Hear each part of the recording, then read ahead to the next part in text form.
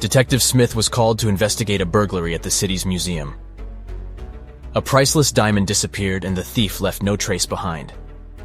After analyzing the museum's security cameras, Detective Smith gathered 3 suspects: the security guard, the museum's curator, and a visitor. The security guard said he only left his post during lunchtime, and he could swear that the diamond still wasn't missing at that time. The museum curator spent the day guiding a tour of the museum for a foreign group. They came to see the diamond at the beginning of the tour, and it was still shining bright in its place. The visitors said he only popped in for a quick visit and didn't even pass through the Metzi aisle where the diamond was kept. After these 3 interviews, Detective Smith found the thief. Can you tell who it was?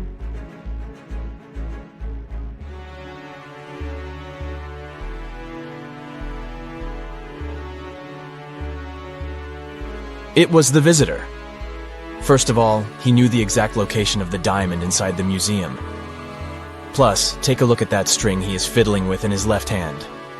Detective Smith pulled it from under his sleeve and voila! The diamond was attached to it. I guess he didn't have time to go home and get rid of the diamond, huh? Julie and her friends decided to spend the weekend at a cabin in the woods. They arrived on Friday evening and spent the night playing board games and telling spooky stories. When they woke up on Saturday morning, they found that someone had stolen all their food supply. The door's glass was shattered, but other than that, there were no signs of who could have done it. So, the group decided to search the surrounding woods to see if they could find the culprit. Take a good look at the scene the group stumbled upon, and see if you can find out who took their food.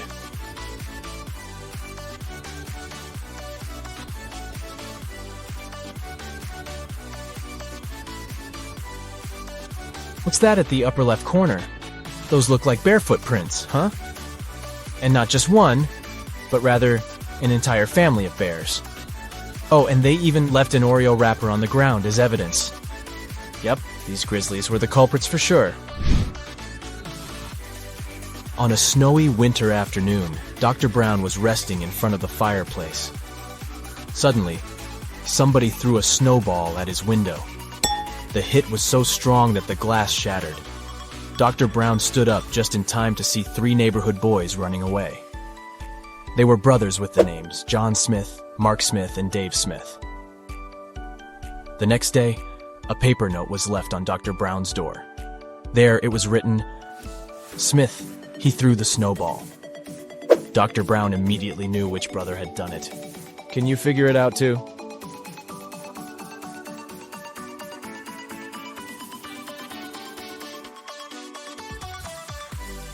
It was Mark. You see, the note said, "Question Mark Smith. He threw the snowball." But the boys were clever and put a bar instead to test Dr. Brown's detective abilities. A man carrying 2 bags of sand crosses Genovia's border every day on a bicycle.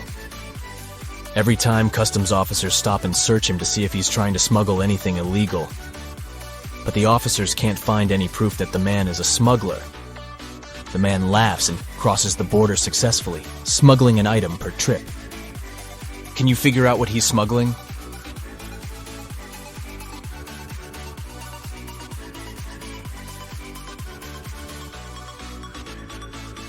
That's easy. He's a bicycle smuggler. He distracts the guards with 2 bags of sand.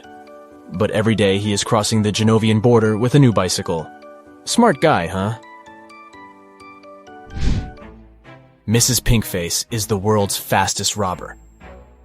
She works alongside the criminal mastermind Zebra Mask. But Mrs. Pinkface was recently caught and put in jail. She and her partner in crime had already set up a plan in case this happened. Zebra Mask will pass outside the prison fence and send Pinkface a signal.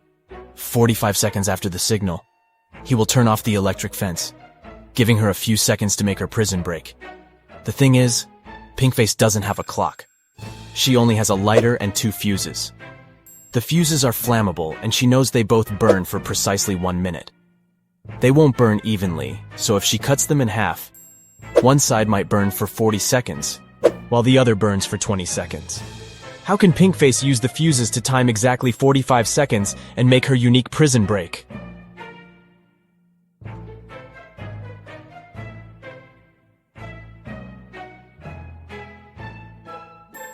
Here's the key insight. If Pinkface lights the same fuse on both ends simultaneously, it will burn out in precisely 30 seconds. To time the last 15 seconds, she will have to light the second fuse. She can light both ends of the first fuse at the same time to time 30 seconds and light the end of the second fuse. When the first fuse burns out, she'll know 30 seconds of the second fuse is also burnt. So, by lighting the other end of the second fuse, she'll be able to time 45 seconds and make her jailbreak. You just came back from a long holiday trip. You bought a new suitcase to store all the new things you got. But when arriving home, you forgot the code to open it. Luckily, you left yourself a note on your cell phone to help you decipher the code of the lock. 682. One digit is right and in its place. 614. One digit is right but in the wrong place. 206. Two digits are right but both are in the wrong place. 768. All digits are wrong. 380. One digit is right but in the wrong place. What's the 3-digit code?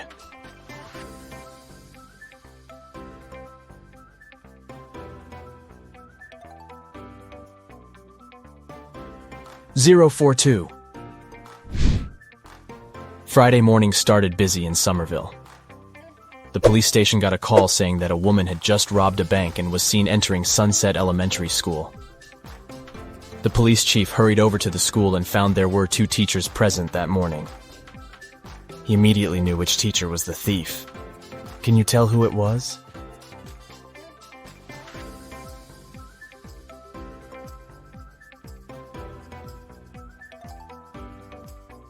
Take a look at the second teacher's long-sleeve shirt. It has a little bit of cash peeking out of it. She's most certainly the thief. The Apex 18 space station called NASA's headquarters to report a crime. On a recent mission, astronauts recovered a valuable piece of evidence that could prove there was life on Mars. Andy, the mission chief, said he put the piece of rock inside a safe located in the storage room. The next morning, he went to the storage room to put on his astronaut suit and noticed that the safe was open. And oh no, the rock was missing. NASA conducted an online investigation to find out who the thief was. Paula said she wasn't feeling well the day before, so she spent the day in her room. James said he spent the previous day fixing a broken solar panel outside the spaceship and didn't see anything. Rebecca spent the previous 24 hours talking to NASA's Space Center to resolve a problem. Can you tell who is lying?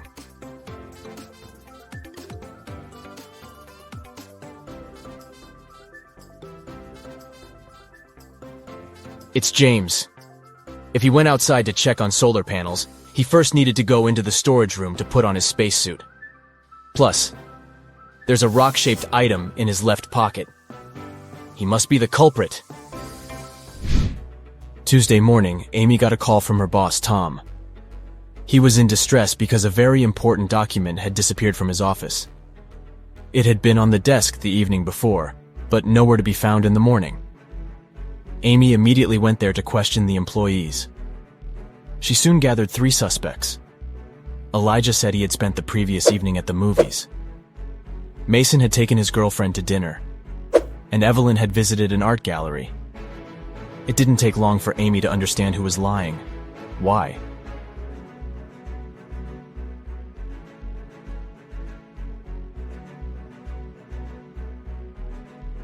It was Elijah. Take a close look at his ticket. The date is for Sunday and not the night before. This means he's probably the one lying.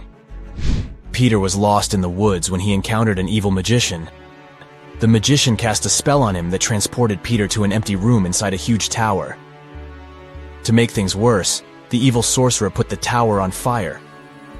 The room Peter was in had no doors and only a small window. Thankfully, he found 3 magic potions that could maybe help him escape. If he drank the first potion, he would get incredible physical strength. If he chose the second potion, he could summon any animal he wanted to help him. And if he drank the last potion, he would turn into a vampire. Which potion should Peter choose?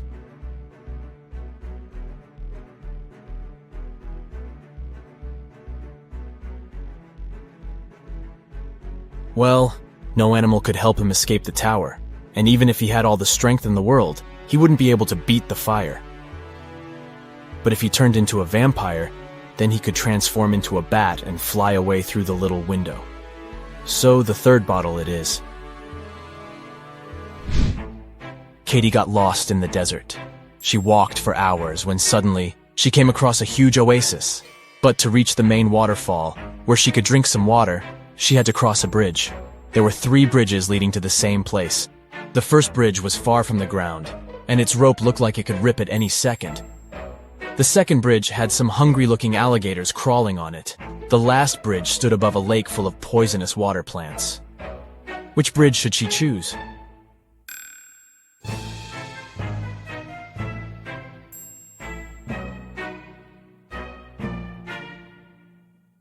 The last one.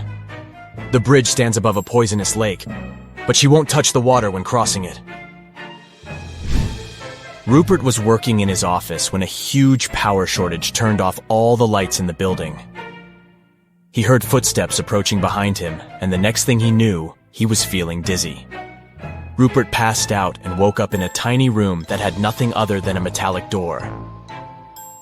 He tried to open the door, but it was locked.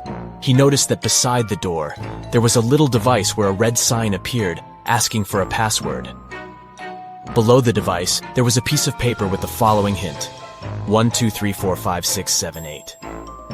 Rupert read the note aloud several times before he finally figured out what the password was. Can you guess what password he typed into the device?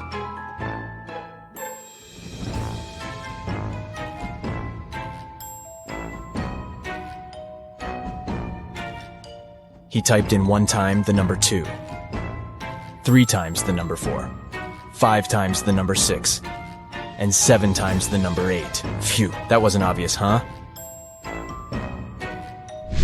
Bill and Jonah found themselves stuck inside the cavern of the Great Genie.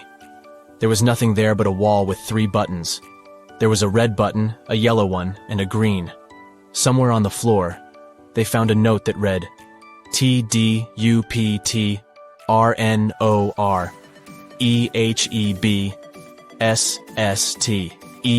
They clicked one of the buttons and managed to open a hidden door on the wall. Which button did they choose?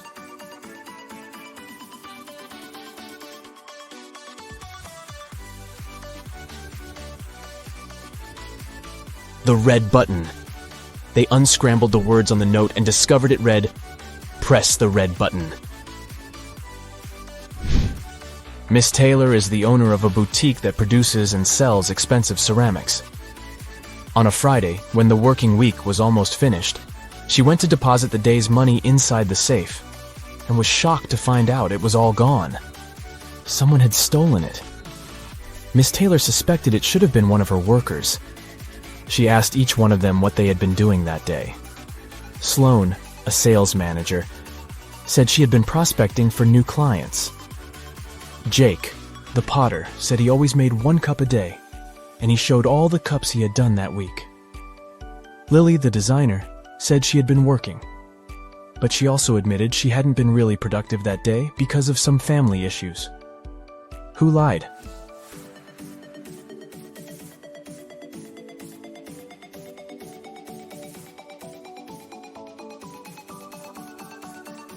Jake.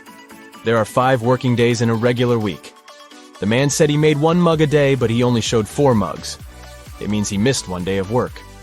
Probably the day he used to steal Miss Taylor's money. Today, I'm going to put your attentiveness to the test. Pay attention to every little detail, and you'll solve all the riddles in no time. Mark was walking along the river when he heard someone screaming. It was a young woman who was drowning.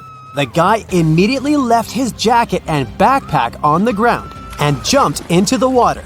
Luckily, he was on time. When Mark pulled the woman out of the river, he saw a passerby standing next to his stuff. Unfortunately, I can't swim, but I looked after your things, the man said. Then why did you rummage in my backpack? Mark asked. How did he understand someone had opened his backpack?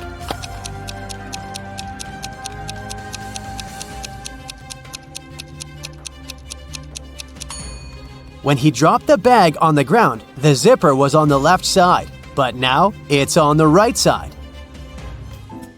It was a scorching hot day when Thomas made a bet with his friends. At that time, they were chilling in the garden, drinking water and lemonade. Thomas told his friends that water produced by different companies tasted different too. "You can blindfold me. I'll take a sip from 2 bottles of water, the one we have on the table and the one from a different producer. I saw it in the kitchen. I bet I'll be able to tell the difference." Then he did exactly that. His friends were ready to give Thomas the money he had won. But one of them cut in. "You were cheating," he said. Why did he think so?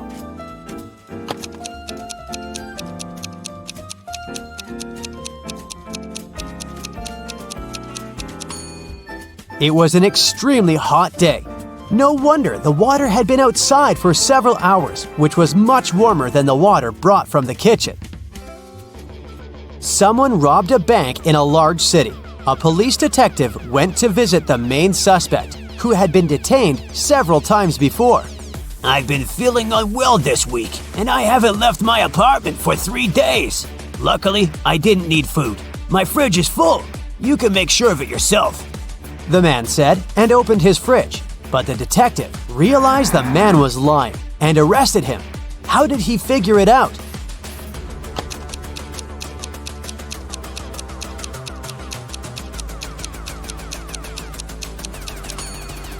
First of all, that loaf of bread on the table looks fresh. Plus, if the man had been staying inside for 3 days already, his fridge wouldn't be so full. Mr. Black sold beautiful, rare vases. There were dozens of them on the shelves of his store. One day, the man called the police. When they arrived, the owner had his head bandaged and his store was a mess. "Some guys in masks ran into my store and grabbed the money and the most expensive vases. Then they hit me on the head and I blacked out." Police officers immediately understood that Mr. Black was lying to get the insurance money. How did they figure it out?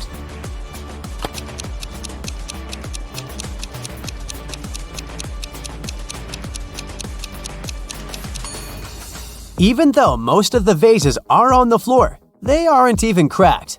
But if the vases had fallen down from the shelves during the robbery, they would have been shattered. Look at these 2 bloggers. As you see, they both seem to be very popular. They also have the same amount of likes, but there's something wrong with one of them. She must be hiding something. What is it?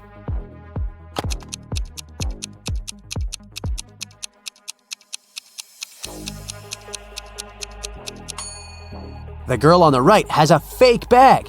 The logo on it looks like that of Chanel, but it's written Gucci underneath. Marcel was driving along a dangerous mountain road. Suddenly, he saw a man sitting on the side of the road and stopped. It turned out the man hadn't managed to control his car. It fell off the road and the man got thrown out of the window. And now, his very expensive car was beyond repair. Could you be my witness when I prepare the documents for my insurance company? The man asked Marcel. The guy agreed, but asked the man to show him what was inside the car. The man took the key out of his pocket and unlocked the damaged vehicle. "I won't take part in this fraud," Marcel said. Why did he think the man was lying?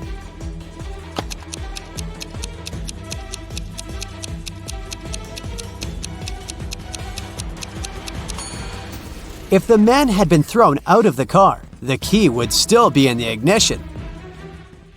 Dylan and Susan had been happily married for 10 years. One day, Dylan went on a business trip. When he returned, Susan immediately understood that the man wasn't her husband. How did she figure it out?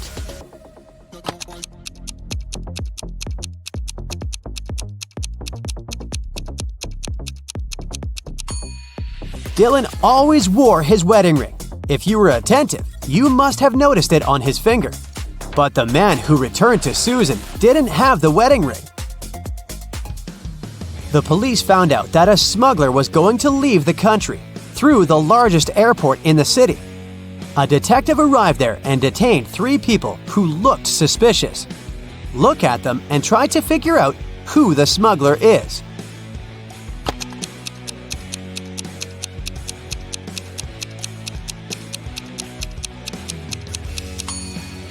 It's the third passenger. His suitcase is full of totally random stuff. Women's shoes, some random socks, a pair of old dirty jeans, and even a wig. Plus, when closed, the suitcase looks much larger than when it's open. Sarah's husband, Michel, was a professional cyclist. He was about to have a challenging cycling tournament. "I promise I'll bring you the bouquet they give to the winner," Michel told Sarah. 4 hours later, he came back with beautiful flowers. But Sarah realized right away that Michel hadn't won the tournament. How did she figure it out?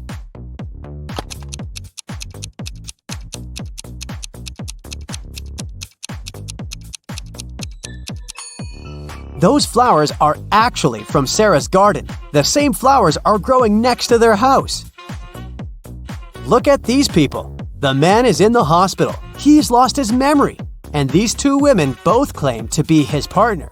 One of them is obviously lying, but which one?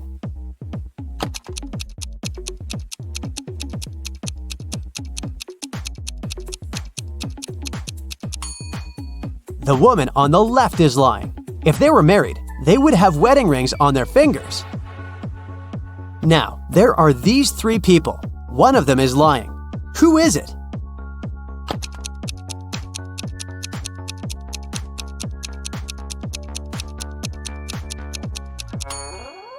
Look at this woman claiming that she's pregnant.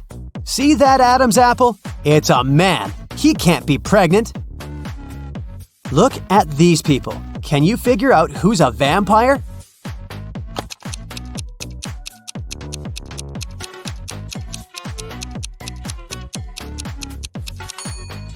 It's this man. See those fangs? Creepy. Which of these girls is the man's wife?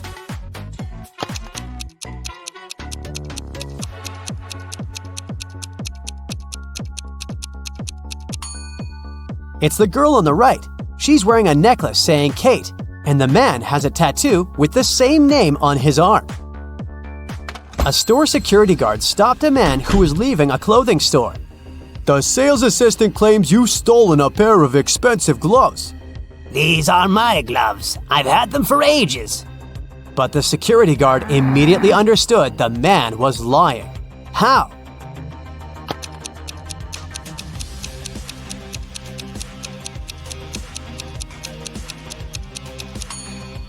The man wouldn't be able to use these gloves. They're both for the same hand.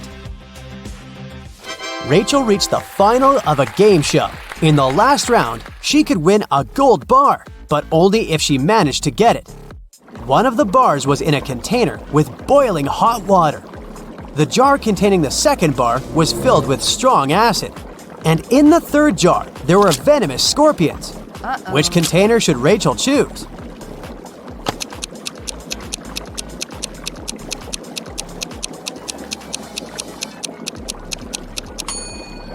The woman just needs to wait until the water in the first jar cools down and take the gold bar. Detective Adams came to a park to have lunch in the sun, but his attention was drawn by three men running around a fountain. Each of them was shouting, "Thief! Catch the thief!" The detective was confused. Who was the real thief? That's why he just kept watching. After some time, the distance between the men shortened. Detective Adams immediately realized who the real thief was. Can you figure it out too?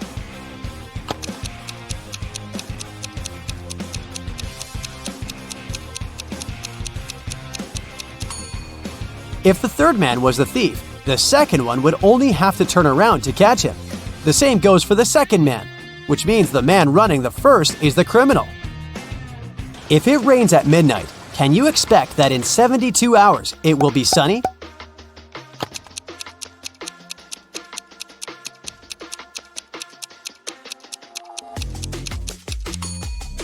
No way! In 72 hours, it's gonna be night again. Can you crack this rebus puzzle?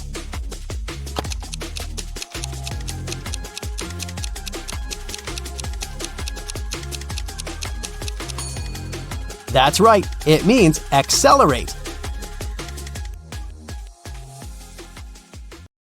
Edward and Stan are best friends. Edward lives with his wife, Leah, and Stan lives alone. Can you spot Stan's house?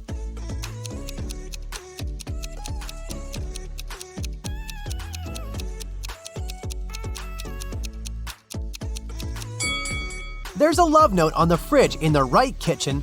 Therefore, Stan lives in the left one. Edward is furious because Leah cleaned his home office without permission. Can you spot 5 changes?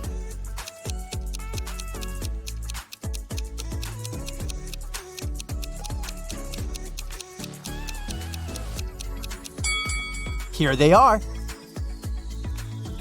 A lot of neighbors gather for Edward's garage sale. One of them is a robot. Can you guess who?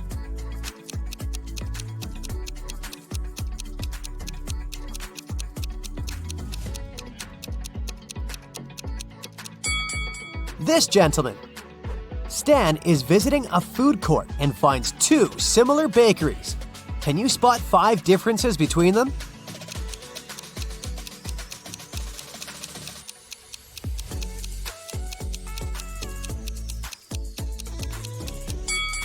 Over here. What about these burger places? Can you find 10 differences?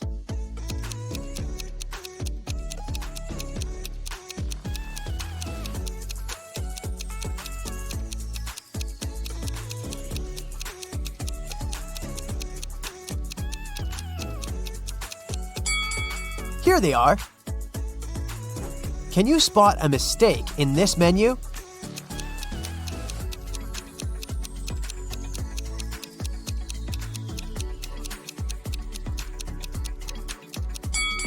Tuna isn't an ice cream. What about this coffee menu?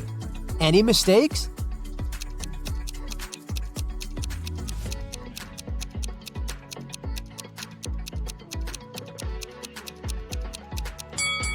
Free toppings have a price. Stan works in an agency that holds super secret investigations. They're looking for people with superpowers all over the planet. One day, an anonymous user broke into their corporate system where all the data was stored. Stan finds 3 suspects who are capable of such crimes and interrogates them.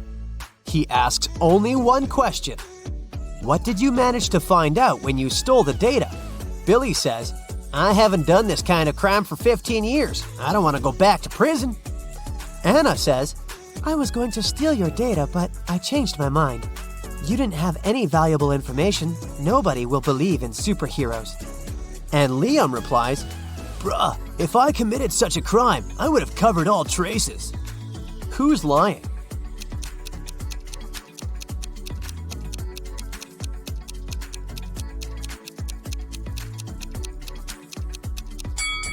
Anna. She couldn't have learned the secret information without breaking into their system. Stan is visiting a fashion show. He received a clue that one of these models can be a robot. Can you guess who?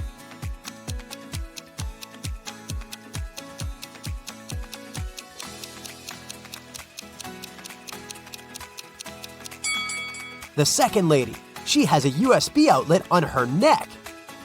The robot model, Nina, is very famous, and nobody knows that she's not human.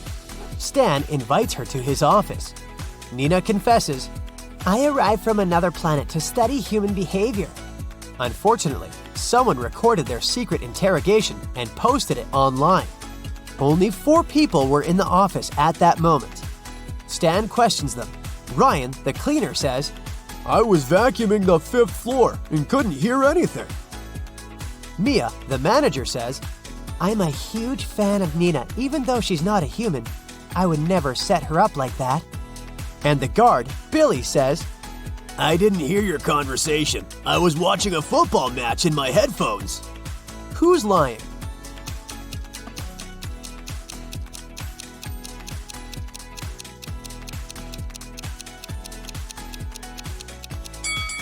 Ryan. Their office is a 4-story building. Nina invites Stan over for dinner. She lives in a big, circular house with a maid, a butler, and a gardener. Nina goes to her room to change. Suddenly, Stan hears her scream and runs to her. Oh no, someone broke into my safe and stole my diamond necklace. Stan interrogates the staff. The butler says he was organizing the library. The maid says that she was dusting the corners. And the gardener says she was watering the roses. Who's lying?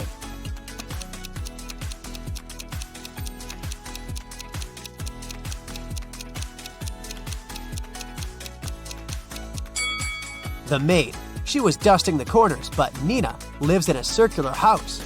So there are no corners.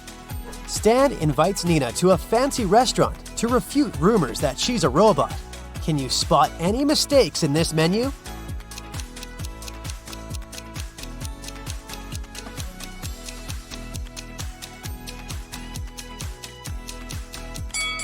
They confused pomegranate with meat. Stan leaves the table to wash his hands and returns in 2 minutes. Can you spot 5 changes?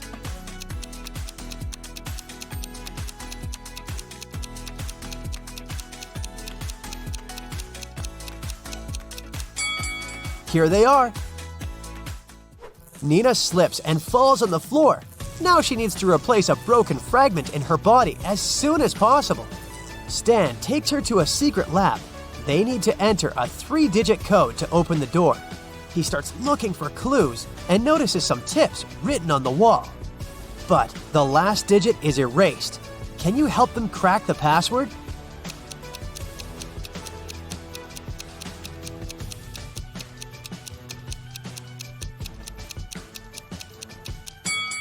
The digits indicate the points of intersections of the lines, so the last digit is 4. They open the door and enter a spacious hallway. A note on the wall says, "Lab is behind the purple door." Can you help the guys find the purple door?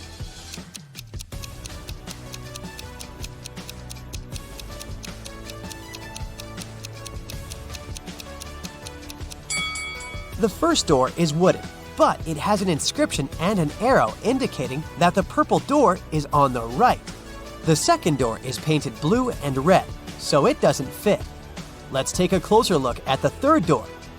There is purple color under the layer of yellow paint, so the guys choose this door. Nina throws a party at her house and invites Stan. He receives an anonymous message. There's a werewolf among the guests. Can you find this person?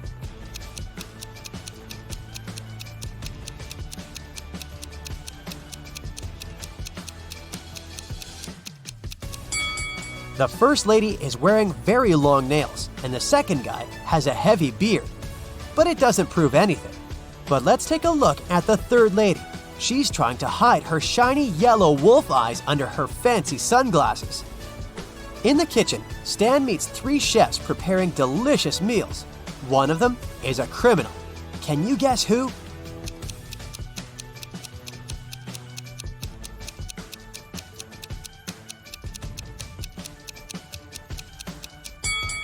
The third lady. She's adding glass fragments to the food. Stan calls the police and they arrest the third chef. She confesses that one of the guests, John, bribed her. He asked her to put glass in Stan's plate, but there are 3 Johns at the party. The officer asks one of them just one question. "How do you know Stan?" John 1 says, "I'm a billionaire and I don't do interrogations without my lawyer." John 2 says, "I came here to see Nina because she's my crush. I've never seen Stan before." And John 3 says, "Stan and I went to the same college. I haven't seen him for many years, but today we met by chance." Who's lying?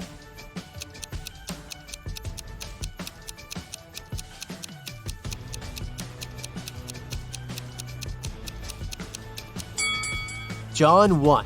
He's wearing a fake Gucci sweater. It's unlikely that he's a billionaire. The next day, Stan wakes up in a dusty basement.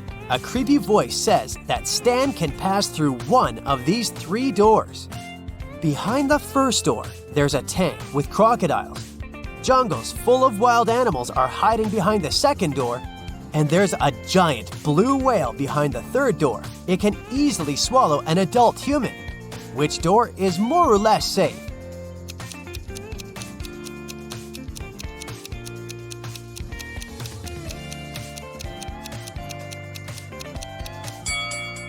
Stan should pick the third door.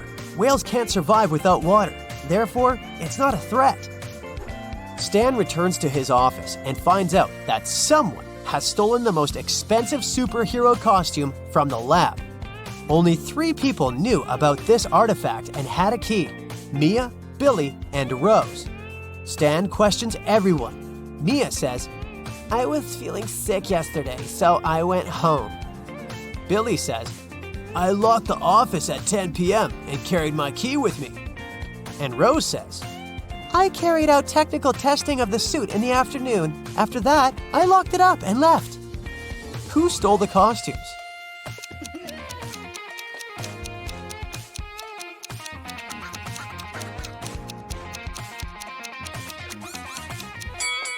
Mia. She's wearing a superhero costume under her clothes. Stan offers Mia a deal. If I write your exact weight on a piece of paper, you'll give the costume back. Mia agrees and gives Stan a piece of paper and a pen. In a minute, she returns the costume. How did Stan do it?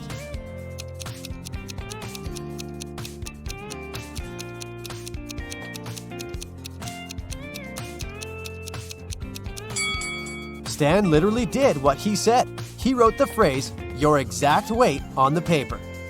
Stan needs to find new investors for his agency. That's why he's meeting 3 people, and each offers Stan a deal. Mallory says, I used to have unique superpowers when I was little, but I didn't develop them. Now I'm old and rich, and I want to invest in your lab to help people like me. Cherry says, my parents left me billions of dollars. I want to invest in progressive projects. And Alfred says, Look, I can help you develop your agency, but I want to have a controlling stake and hire my own staff. One of them is a liar. Can you guess who?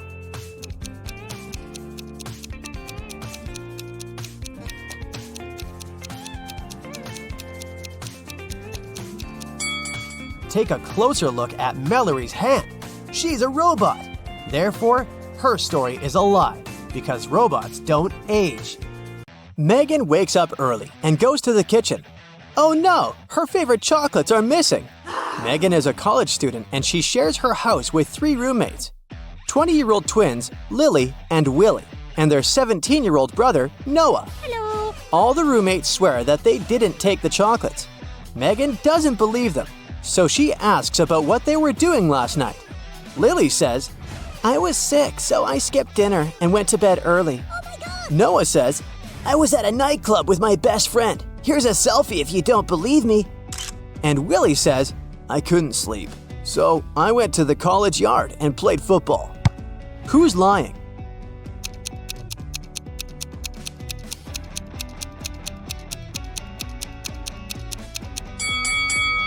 Noah. Take a look at the club entrance. There's a sign saying that persons under 21 years of age cannot enter, so he couldn't be in the club because he's only 17. Oh no. Megan is leaving the house to go to the beach. She takes sunglasses out of her bag and she accidentally breaks them. Now she needs to buy new ones. Megan calls a taxi and arrives at the street with fashionable boutiques. They have the best accessories in the city. The first building has a sign claiming the best glasses in the world. The sign on the second building says the best glasses in the city. And the sign on the third building is the coolest. Can you guess what's written on the third store?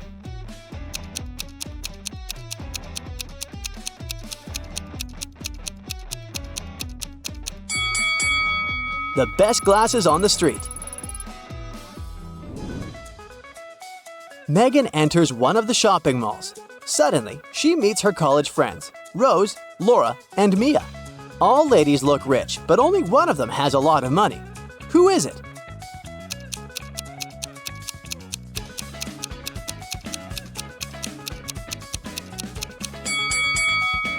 It's Laura. She has a key to a Ferrari in her bag. Megan invites her friends for lunch. They go to a smoothie cafe. Megan orders a coffee, but the rest decide to try fruit cocktails. Rose tells the waiter, I don't want my drink to have any red berries or fruits. Laura says, I want my cocktail to have a fruit that starts from the first letter of my name. Mia says, "I don't want any yellow or green ingredients in my beverage." There are 3 cocktail options on the menu at the moment. Can you help the waiter recommend a drink for each lady?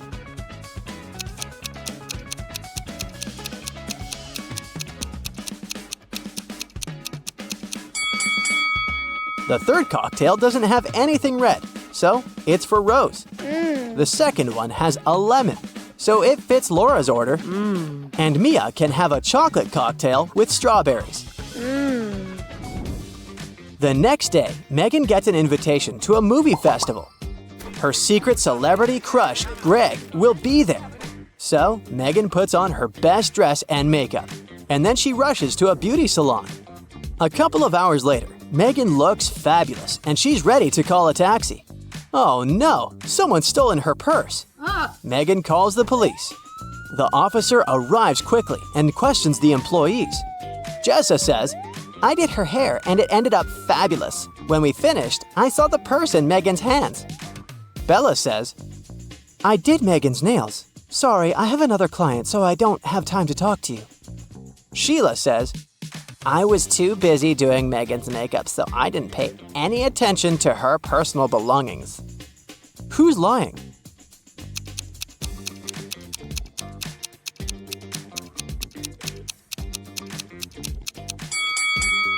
Sheila.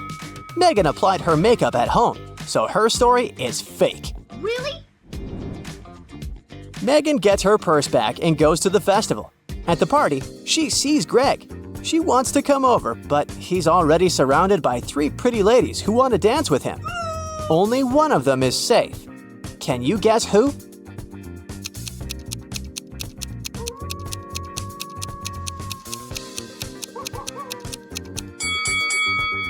The second lady is a werewolf, and the third lady has a vampire bite on her neck, so she's gonna turn into a vampire soon. Therefore, only the first lady is safe to dance with. Hello. The next morning after the festival, Greg wakes up feeling sick.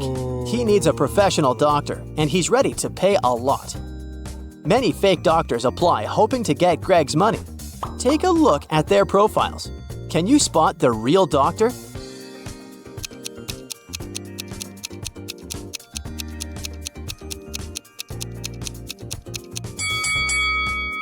The second resume says that Mr. Thomas Hansen was born on November 31st, but this date doesn't exist. November only has 30 days, so this guy must be a fake. As for Dr. Richard Green, there's no city mentioned in the place of birth, only the state, so Greg should pick the first doctor. On Sunday night at almost 10 p.m., Megan goes to the kitchen and brews tea. She leaves her cup on the table and goes to the toilet. Then, Megan returns to the kitchen. She tastes her tea and spits it out right away. Someone put salt in it. The next morning, Megan questions her roommates to figure out who pulled the prank. Lily says, "I was at a birthday party all night. I don't know who did it." Willie says, "I went to the park to watch birds. I invited Noah to come with me, but he refused." And Noah says, "I went to the movies with my girlfriend." Who pranked Megan?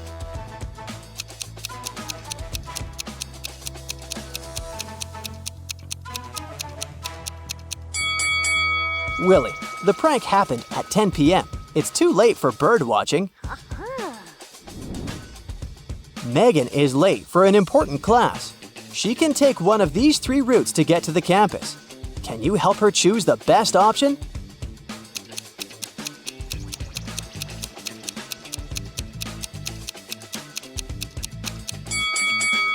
Only the second route will take her to her final destination. Megan's older brother Bob is an astronaut. Today, he begins his first space mission. The rocket launch goes smoothly, but soon it begins to fall. Megan calls 3 superheroes to save Bob. Chillman can turn anything into ice. Lady Hour has the power to rewind time.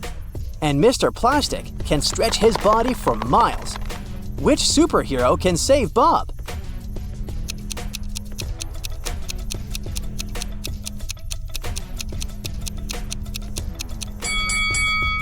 Chill Man is pretty helpless in this case.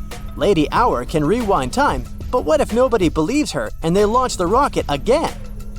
Mr. Plastic is the best choice. He can reach the rocket and pull Bob out, and then bring him back to Earth. Megan comes to a wild beach to take some pictures and relax. Suddenly, she sees a group of suspicious people standing on the shore. She wants to approach, but the people notice Megan and sprint in the opposite direction.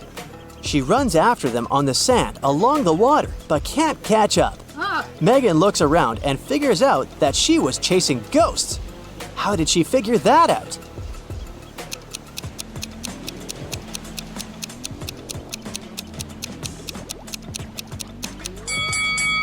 Megan ran after those people on the sand, but she can only see the footprints of her boots. After the beach, Megan goes to her favorite restaurant. She spots 5 odd things here right away. Can you see them too?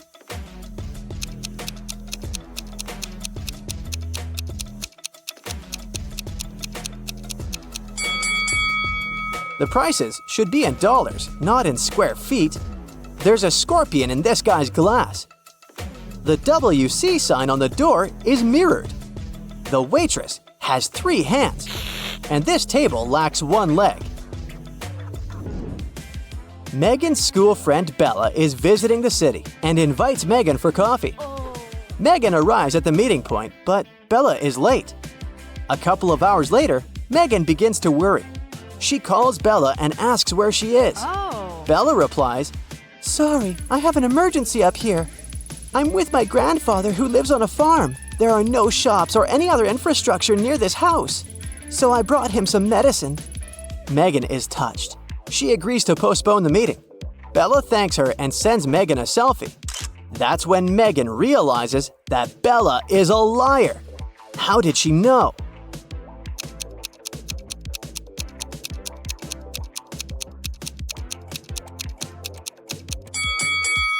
Take a look at Bella's sunglasses. They reflect the word mall. But Bella said that her grandfather lived in a remote area. Busted! Megan buys 2 items at the garage sale. Here's a clue to guess the first one. It's a 5-letter word under you. Remove the first letter and it's above you. Remove the second letter as well and it's around you. What did she buy?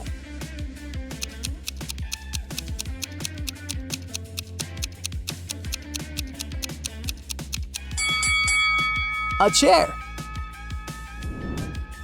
And this is a clue for the second purchase. I look at you, you look at me. I raise my right, you raise your left. What am I?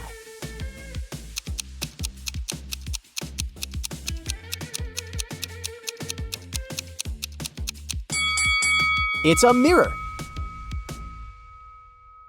Chris and Sally are best friends. They live in different districts of the city. But this morning, they went to the same railway station. Chris left home 15 minutes earlier than Sally. They met in a park. Who was closer to the railway station when they met?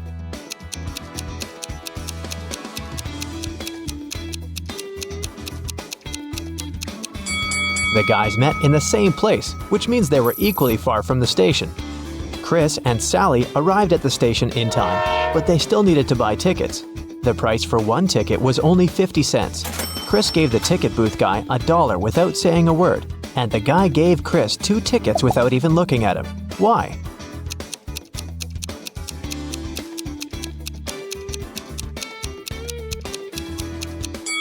Because Chris gave him 4 quarters, which implies that they need 2 tickets. Chris and Sally have set an ambitious goal to visit 100 countries in a year. Yippee! This morning they boarded the train and their dream journey began. Can you guess their first destination by looking at this picture?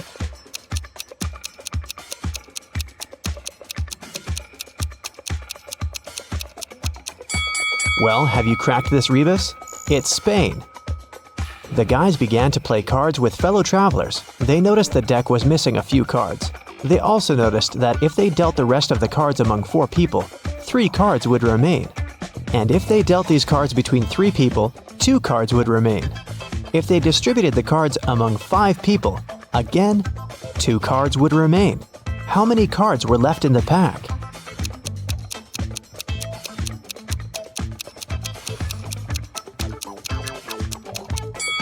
There were 47 cards left in the pack. Let's see if 47 can be divided by 4.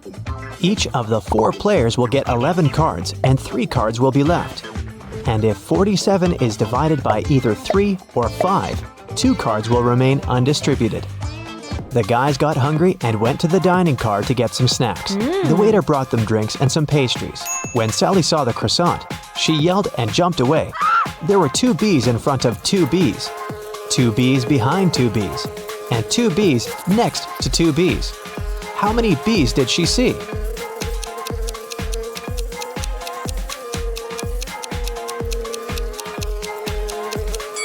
Even if it seems there were a lot of bees in that group, in reality, there were only 4. They simply stood in a square formation. When Chris and Sally returned to their car, they found out that someone had broken inside their cabin and stolen their expensive camera and laptops.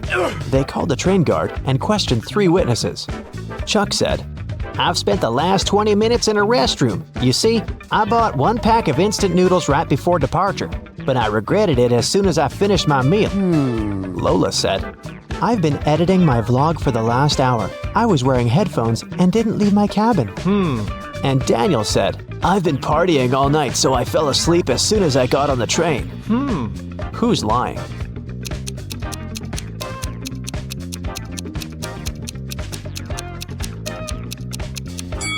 It's Chuck. He said he only bought 1 pack of instant noodles and eaten it. But where does this unopened package come from? Suddenly, the train drove into a tunnel. The lights on the train went out for a few seconds. When the lights came back on, Chris and Sally saw that Chuck had escaped. They chased him around the train cars. Can you help them find Chuck in this car?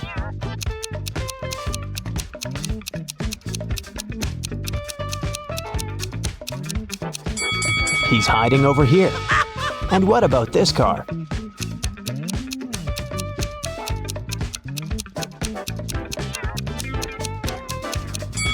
He's hiding on the luggage rack. What about this car?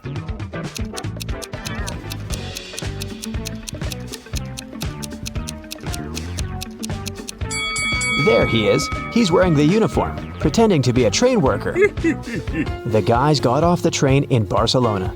After that, they ordered a taxi to go to the apartment they rented in advance. The driver was very generous. He said, "I will give you a free ride if you solve my riddle. I have 4 wings, but I cannot fly. I never laugh and never cry.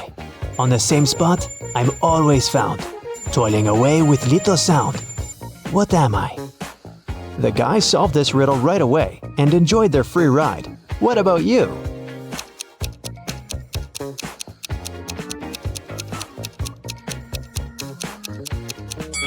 The correct answer is a windmill. Finally, the guys found their apartment, but the door was locked. The combination lock required a 4-digit passcode. Can you find any clues and help the guys open the door?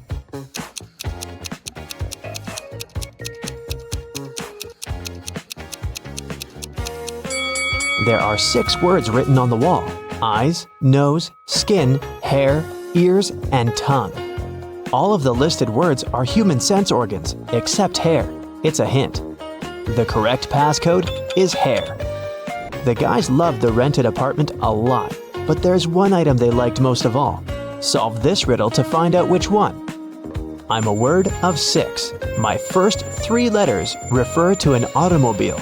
My last 3 letters refer to a household animal. My first 4 letters are a fish. And my whole is found in your room. What am I?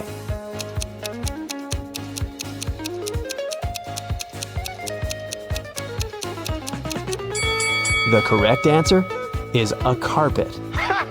Sally and Chris went for a walk along the beach. They built a beautiful sandcastle and then went swimming. When they returned, they noticed someone had destroyed their castle. They decided to interrogate 3 people standing nearby. Francois said, "I've been putting sunblock on my wife's back and I didn't notice your castle." Billy said, "I played ball with my friends. I focused on the game and I didn't touch your castle." Alice said, I saw one weird guy passing by. He stepped on your sandcastle. Horrible. People are all so ill-mannered. Who's lying?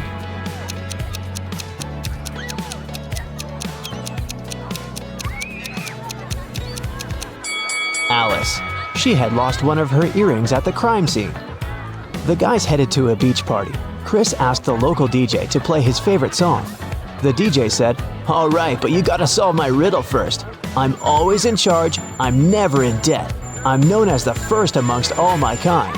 I'm found within cars, but never in buses. You won't find me in Mexico, but you'll find me in Germany. What am I?" Chris cracked this riddle very quickly. What about you?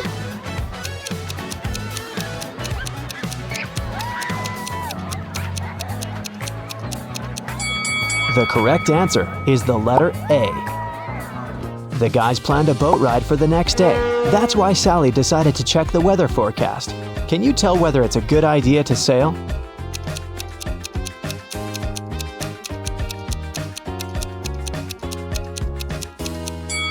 This puzzle says thunderstorm, so they probably should choose another way to spend their time. Chris and Sally decided to visit the greenhouse to enjoy the local flora and fauna. How many flowers and butterflies are there if both of the following statements are true? If all the butterflies land on all the flowers, one butterfly for one flower, one butterfly won't get a flower. And if every two butterflies decide to share a flower, one flower will be left without a butterfly. Do you think you'll manage to find the answer?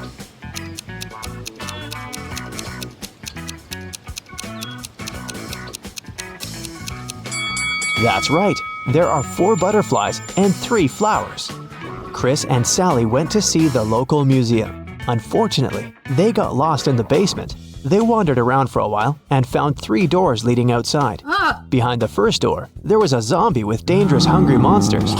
Behind the second door, there was a lake with cold water so cold that nobody could spend even a minute in it. Behind the third door, there was a giant dinosaur breathing fire.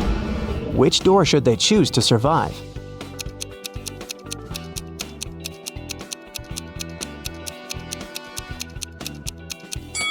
To solve this riddle, we should remember these 2 things. First of all, dinosaurs didn't breathe fire. That's what dragons do.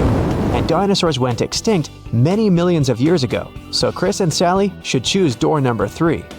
Chris and Sally ran outside the creepy museum, but suddenly a guard popped out of nowhere and said, I'm going to set you free if you manage to crack my riddle. Here it is.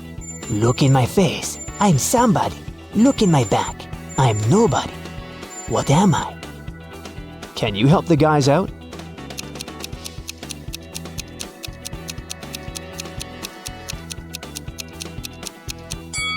The correct answer is a mirror. Chris and Sally went to a souvenir shop to buy some gifts for their friends. The seller offered them 3 boxes, but the guys can pick only 1 box. Can you help them make the right choice?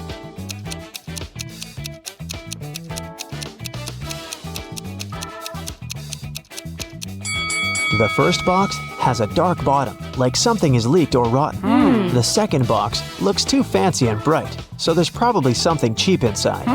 The third one looks like the first one, but it's clean, so they should choose the third box. The guys went to the local skyscraper to take panoramic pictures of the city. They saw a man gazing through the window of the 33rd floor of the building. He suddenly opened the window and jumped on the other side of the window. When he landed on the floor, he was totally fine. How can that be possible if he didn't use any kind of parachute and didn't land on a soft surface?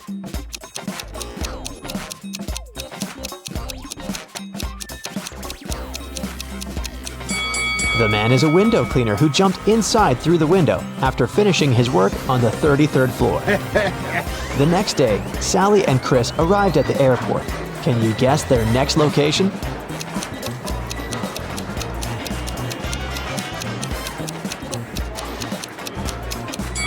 That's right, it's Greece.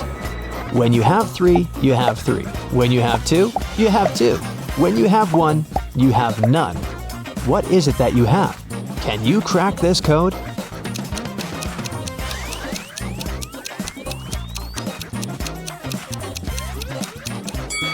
The correct answer is choice. When you have three, you have three options. When you have two, you have two options. But as soon as there's only one remaining, there are no options.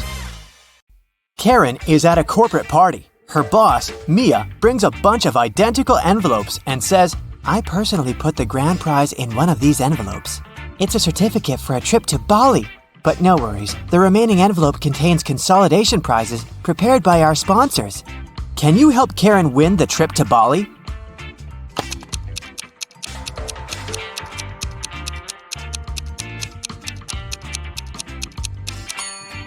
There's a lipstick print on this envelope. Mia has a similar lip color. She said that she had personally packed only one envelope, so the grand prize should be here. The day of Karen's flight to Bali has finally come. She calls a taxi to the airport. Soon, 3 identical taxis arrive at her porch. But only one of these drivers can actually give Karen a safe ride. Can you guess who?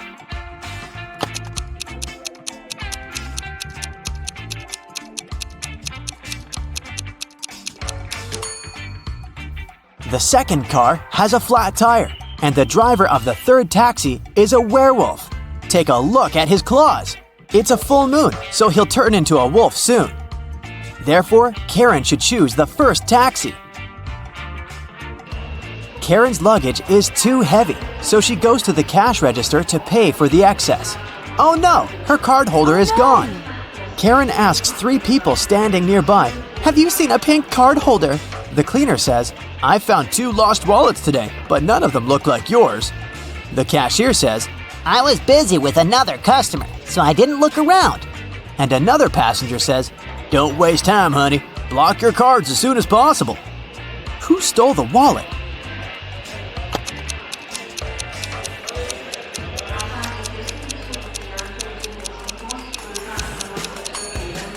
Nobody. Karen put it in the fold of her hat and forgot it there. See? On the plane, the steward asks Karen to switch seats with another passenger. Karen can choose one of these 3 seats. Can you help her figure out the best option?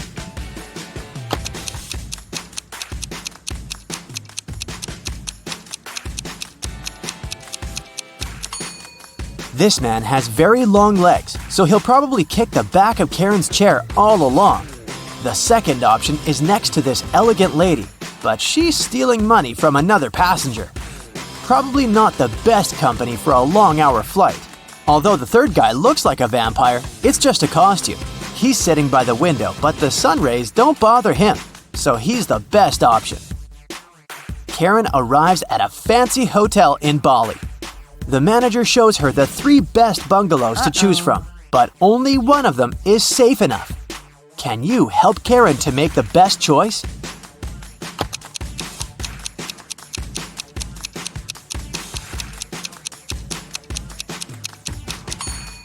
The first bungalow doesn't have a door, which makes Karen an easy target for robbers and mosquitoes. And there's a scorpion under the bed in the third bungalow, so she should choose the second one. On the beach, Karen meets 3 ladies who claim to be millionaires and show her pictures to prove it. But one of them is fake rich. Can you guess who?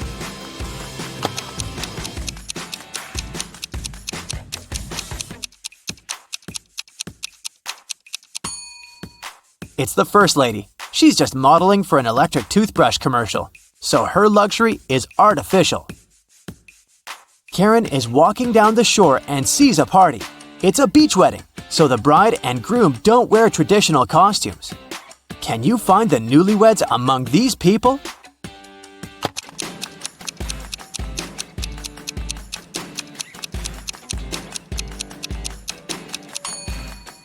Take a look at the cake. The letters say Harry plus Amy.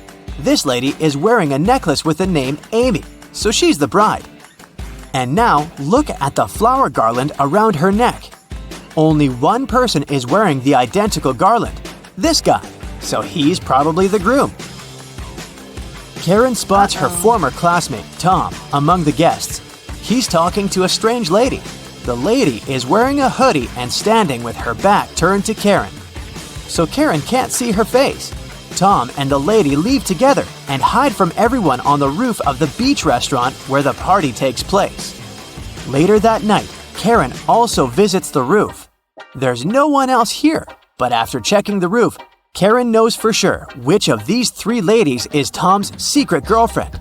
How did she know?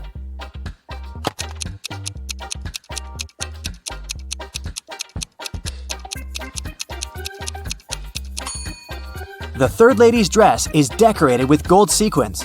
She lost one sequin on the roof. Tom sees Karen and invites her for a walk along the shore. She spots four weird things right away. Can you see them too?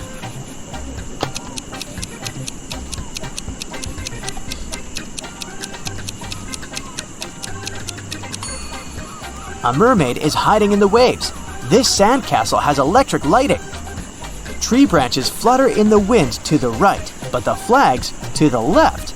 And finally, the moon has a creepy face.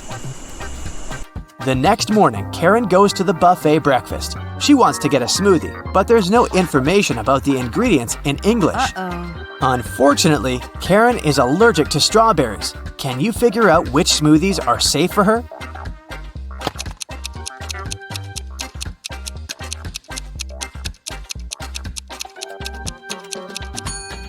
It's all about the color. Only the green and yellow smoothies don't contain any strawberries for sure. Other options are risky. Karen enters a spa center. The manager asks her to wait for 15 minutes. Karen takes a seat and falls asleep. She wakes up after a while and finds out that someone had given her a heart-shaped tattoo. She questions three suspects. Bobby, the client, says, "Lady, I've just arrived on my motorbike. If I see any crazy tattoo artists around here, I'll tell you." Leah says, "I've been cleaning the bathroom within the last 30 minutes. And Tony, the massage therapist, says, Sorry, I was busy with my client, so I didn't look at you at all. Who's lying?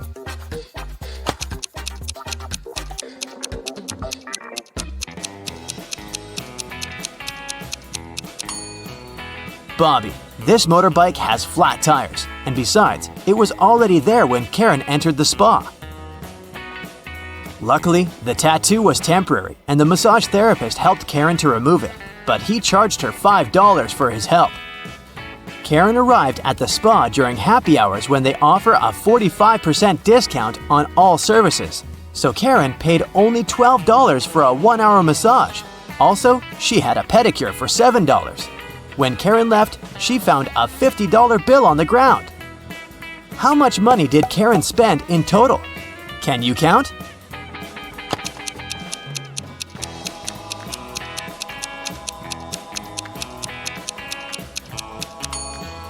Karen spent a total of $24. As for this $50 bill, it's fake, so it doesn't make any difference.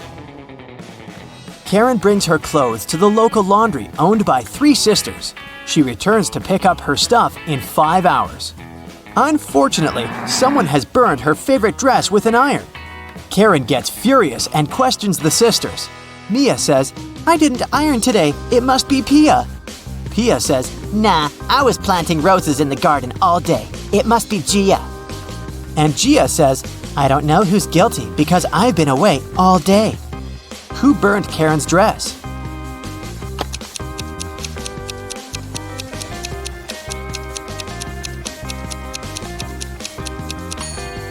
It was Pia. Take a look at the garden. Can you see any roses? Exactly. Karen returns to her hotel room and finds a huge bouquet in a vase. The note says, "Love, your secret admirer." Karen calls the reception to find out more. The manager says, "One of the hotel's male guests ordered the flowers, but I can't reveal his name." Only 3 male guests stay in this hotel at the moment: Hans, Jacques, and Will. Karen meets them all at the beach and spots her secret admirer right away. Do you have any clue who it might be?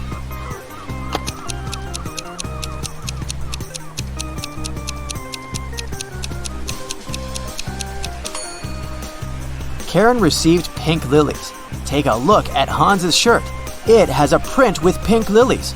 He loves these flowers, but this doesn't prove anything. Will has a tan line from a wedding ring, and he's taking pictures of his wife surfing. But Jacques is writing in the sand, and his handwriting looks suspiciously similar to the love note. Spotted! Karen and Jacques go for a walk. He brings her to a pier with 3 boats. Jacques says, "If you manage to guess where my boat is, I'm going to give it away to you. Can you help Karen find the right answer?"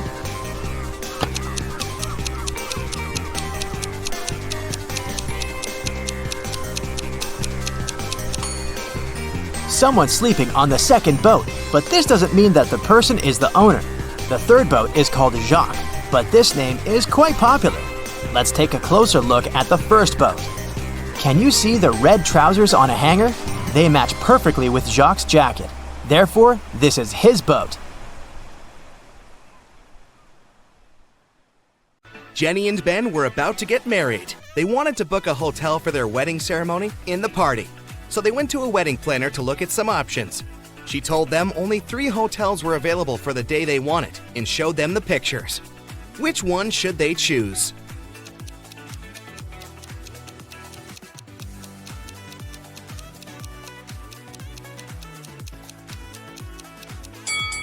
Take a closer look at the 3rd floor windows of the first hotel.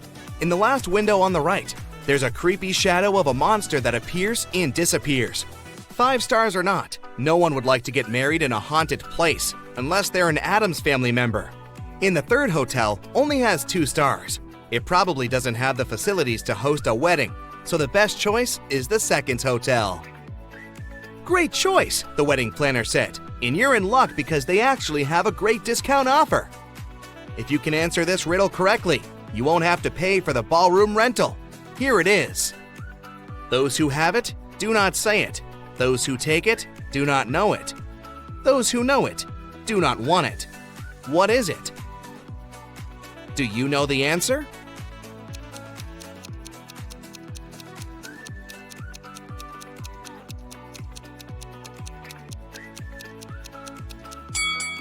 It's fake money.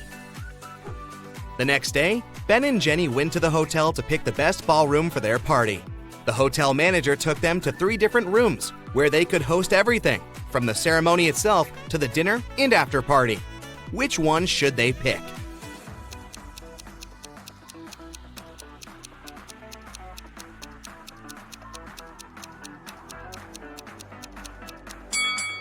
Do you see a little mouse hole in the corner of the first ballroom? The couple wouldn't want such uninvited guests at their party. As for the second ballroom, the chandelier looks like it might fall down any minute. Not the safest option, so they should pick the 3rd ballroom. It was time for Ben and Jenny to pick the wedding menu. Since they were not paying for the venue, they wanted to spare no expense in serving food that the guests would never forget. That's why they called 3 different Michelin star chefs. Each of them prepared a different dish and presented them for a tasting. Which chef, and therefore which dish, should they go for?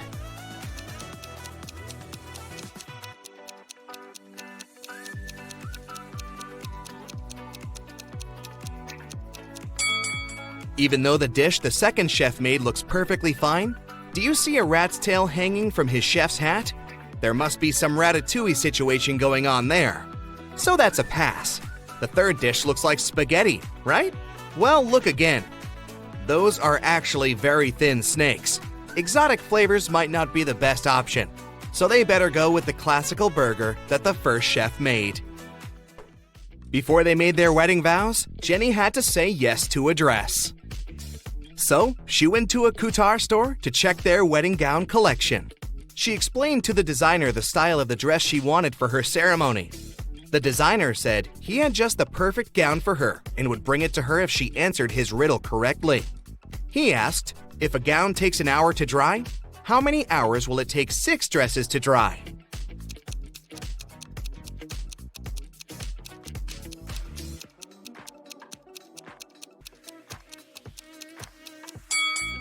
It'll still take 1 hour because they'll all dry at the same time.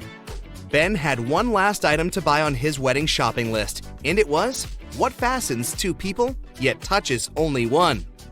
Can you figure out what it is?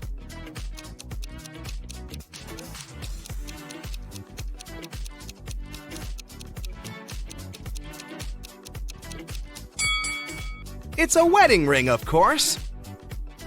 Ben headed to a jewelry store to get something blue for his bride. The store owner showed him 3 different wedding rings with blue gemstones. Which one should he buy?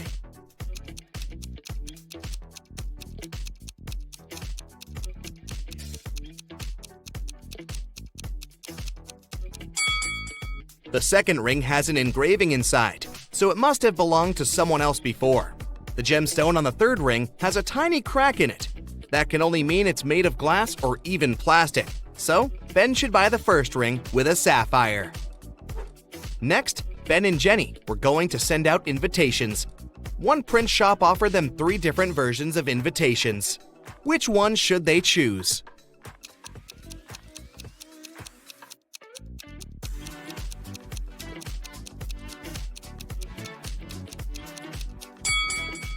Do you remember the name of the hotel they booked? It was Sunrise Lodge, but the first invitation says Sunset Lodge. So this one won't do. And on the third invitation, their names are printed as Benny and Jen. That's not our couple, so they should choose the second invitation. Before the wedding, 3 of their friends paid them a visit. One of them brought a painting as a wedding gift, but all 3 claimed that they were the artist who had created it. 2 of them must be lying. Can you figure out who the actual artist is?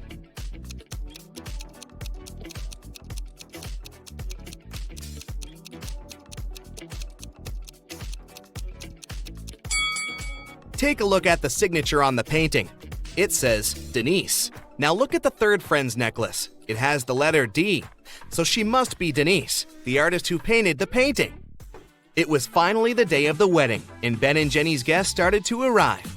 However, the hotel security spotted 3 suspicious-looking people who could be uninvited. Take a look at these 3 guys.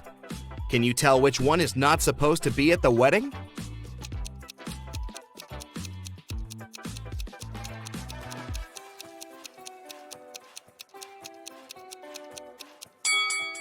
Do you see the hotel wristbands that say Ben and Jenny that the second and the third guys are wearing? That can only mean they are actually invited. So it's the first guy who's crushing the wedding. Sorry, dude, no free drinks for you. After the vows were exchanged, it was time to party. As Ben and Jenny were dancing, someone spilled their drink on Jenny's dress, but no one saw who it was. Jenny spotted 3 people who could have done it. Take a look at them. Can you tell who ruined her dress?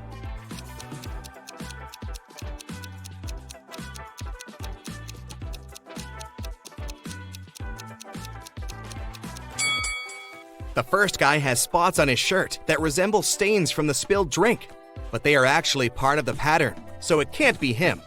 The third lady looks clean, but the hem of the second lady's skirt looks dirty, so it must be her who did it. After the ceremony ended, Ben and Jenny wanted to take a photo to capture the moment forever. But take a look at it. There's something strange about it. Can you spot what it is?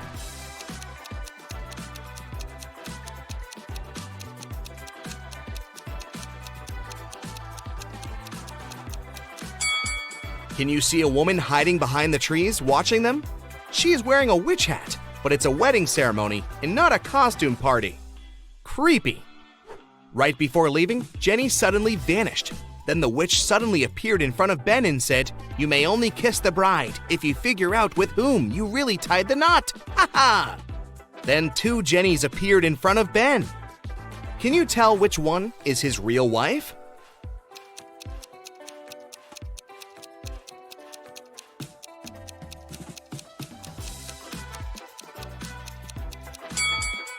Remember the wedding photo?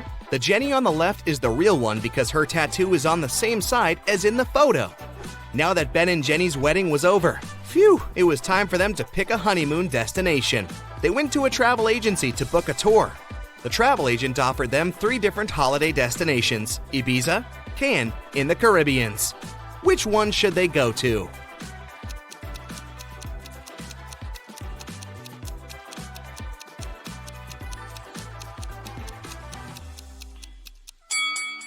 Have you noticed the weather forecast on TV in the office? It states that the weather in Ibiza is going to be windy in the upcoming days, and in Cannes, it's going to be rainy.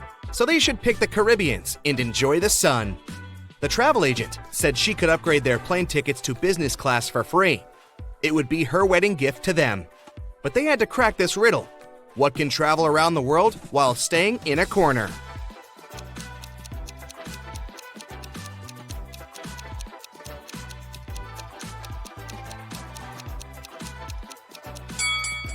It's a stamp. All set? Here we go. Yeah.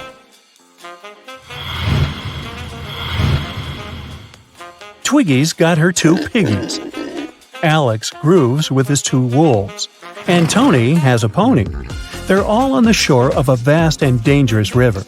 They need to get across, and there's only one small raft nearby. But it's not as simple as it might seem. There are 5 rules the guys need to follow. Rule number 1, the raft can only carry 2 of them. Number 2, only humans can row. Number 3, piggies can't ride with Alex unless Twiggy's around. Number 4, wolves can't ride with Twiggy without Alex. And finally, number 5, the pony can only ride with Tony. How can they all get across?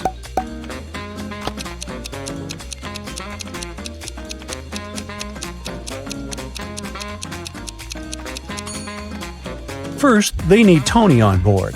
He needs to take one of the wolves across. Rules do not ban doing it. When he comes back, Alex takes the second wolf and takes it across the river. Alex goes back alone and takes Twiggy. They go to the other shore, where Twiggy leaves Alex and goes back alone. She gives the raft to Tony and his pony, and they go to the other shore. On the other shore, Alex takes the raft and goes to pick up Twiggy. He picks her up, they go back, and Twiggy leaves Alex there. She goes back to take her pigs one by one. Finally, I thought this was never going to end. Oliver got lost on the road while he was driving, so he found the nearest town and decided to spend a night in a hotel. He went to the buffet. Oliver said he couldn't smell the food because his nose was blocked due to his allergy. Suddenly, the lights went off and everyone fell asleep. The next morning, Oliver had a terrible headache and he couldn't remember anything.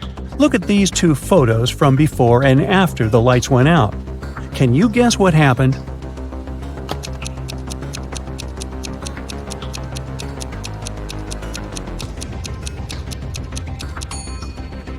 Look, there are some balloons in the first photo and none in the second one. They must have been filled with sleeping gas. Someone wanted everyone asleep. One day, Mary came to work and realized that their office had been robbed. The night guard said he was patrolling when he suddenly heard suspicious noises. When he got there, he saw that the office door was wide open, and so was the safe. The night guard also said that he looked out of the window and noticed someone getting into the car, but the sun blinded him and he couldn't see who it was. Mary instantly went to one of the police officers and said that the guard was lying. Why? Uh-oh.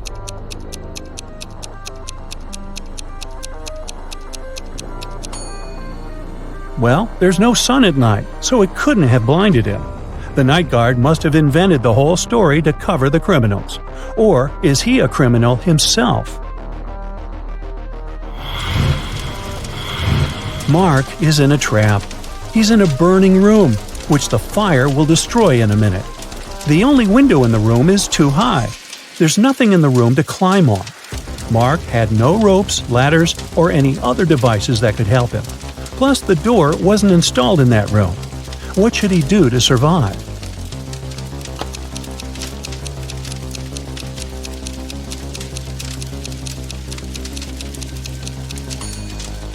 Nobody helped Mark, but he still managed to get out totally unharmed.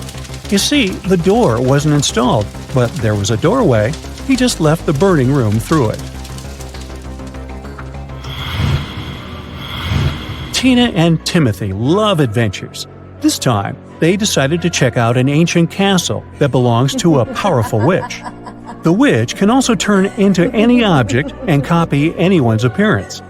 In the castle, they used torches to light their way when all of a sudden their torches went out. Oh no! Tina got terribly scared, but then suddenly the light came on and she saw 2 husbands of hers in front of her. Can you tell who's her real husband?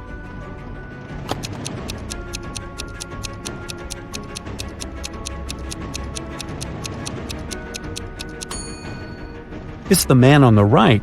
He has 5 fingers, like a real human. The man on the left has 4 fingers, so this must be the witch. An anonymous person called the police and told them that a notorious criminal had come back to the town. The next day, they called the police once again to report the screams they heard coming from an abandoned house. The police rushed there. They broke in and saw 3 tied-up men. They thought that one of them must have been the criminal. One of the officers said he knew exactly who the criminal was. Can you spot them?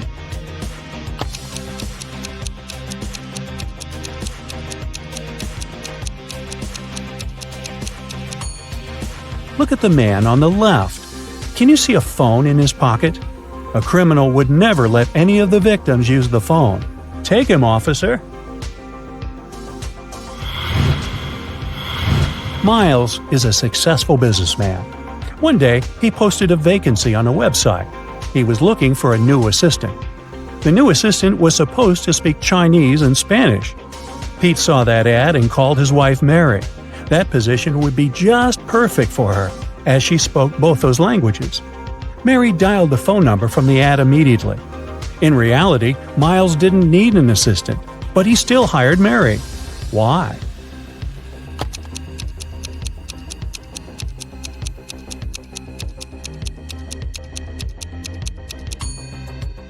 Mary seems to be having an affair with Miles. Did you notice that Miles' number was saved in Mary's phone? Miles posted this vacancy on purpose to cover up their affair. 3 men were sitting around a table drinking coffee. They all look alike, but only 2 of them are brothers, and the third one just doesn't belong here because he's an alien. Who is it?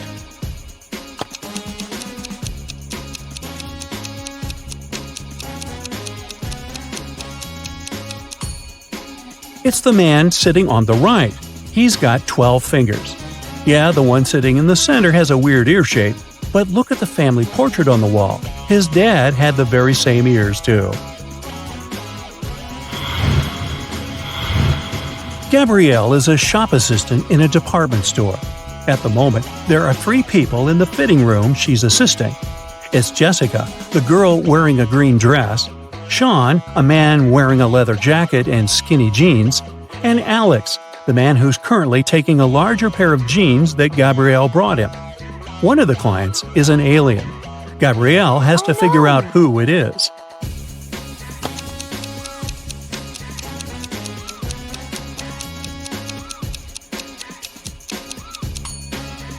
It's Alex. Take a closer look at his feet. Only a reptile or an alien can have such feet.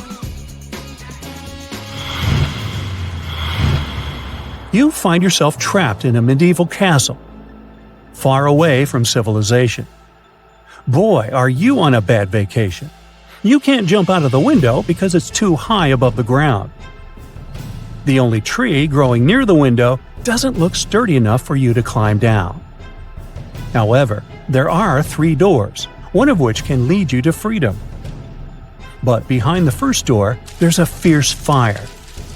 The second door holds back hundreds of venomous snakes. And behind the third door, there's a pitch-dark maze, and you can only imagine what surprises are waiting for you there. Which door should you choose?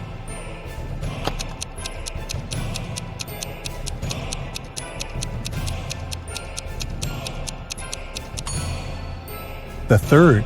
You'll just need to break off a tree branch, turn it into a torch by lighting it in the first room, and go through the maze. It won't be dark now. Kate was in her hotel room when someone knocked on the door. She opened the door and saw a stranger. He apologized and said that he thought it was his room. When he walked away, she instantly called hotel security. Why did Kate get suspicious?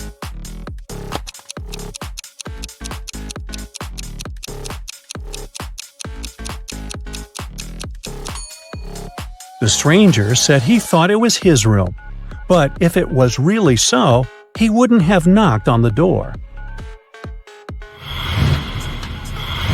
Robert is a manager at a large international company in London. His boss decided to send Robert on a business trip to New York to find new clients. So the company gave Robert a large sum of money to sponsor the trip.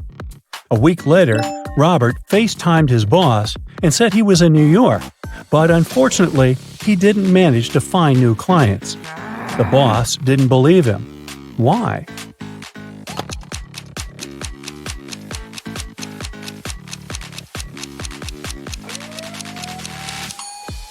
The wall clock in the boss's room shows the very same time Robert's wall clock does. But there's a time difference between London and New York, so Robert must be lying about the trip.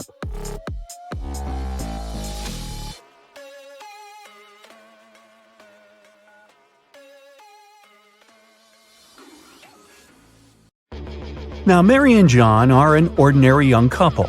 One day they decided to go out of town and spend some time in nature, so they jumped in the car. While they were driving, they suddenly saw 4 hitchhiking people at a gas station. But most of them looked pretty suspicious. There was a man in tattered clothes, a woman wearing a cape, a man with a sullen face, and a teenage girl. Who should they give the ride to?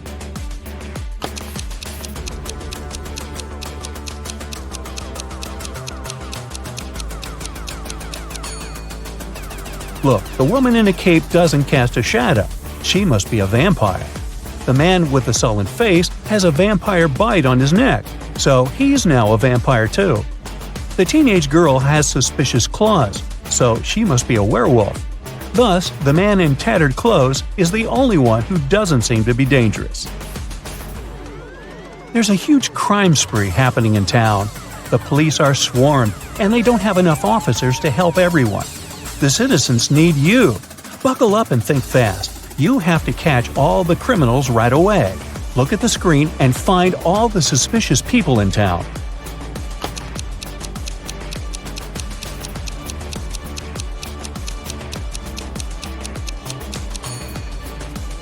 There are only 2 of them, actually. First off, look at this lady. Why would she wear 3 wristwatches at the same time? These must be stolen. And since she has no bag or pockets, she had to put them all on her wrist. Next, there's this bearded man. Seems like he's got a lot of jewelry hidden in his beard. Oh, that's a weird construction. Paula and Jeremy have been married for 5 years already. They had a perfect relationship and everything was great. One day, Jeremy had to leave for a business trip for a week. However, he came back home unexpectedly 2 days later. Paula instantly realized that it wasn't Jeremy and called the police.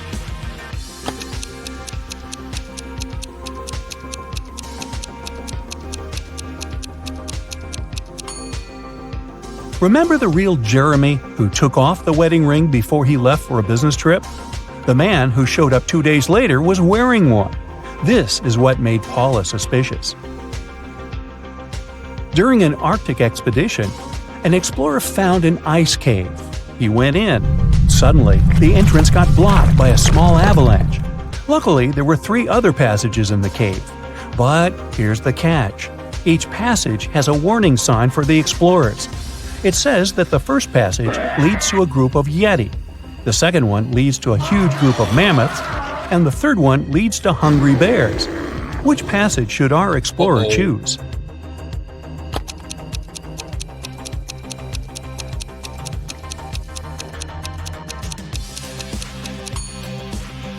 Those warning signs must be a bit outdated. Mammoths went extinct long ago, so passage 2 must be the safest option. A young man woke up in a hospital without remembering anything, including his own name. Beside his bed, there were 3 men, each of them claiming to be this young man's brother. Suddenly, the young man had a couple of flashbacks from his childhood, and he clearly remembered that he only had one brother. Who is his real brother?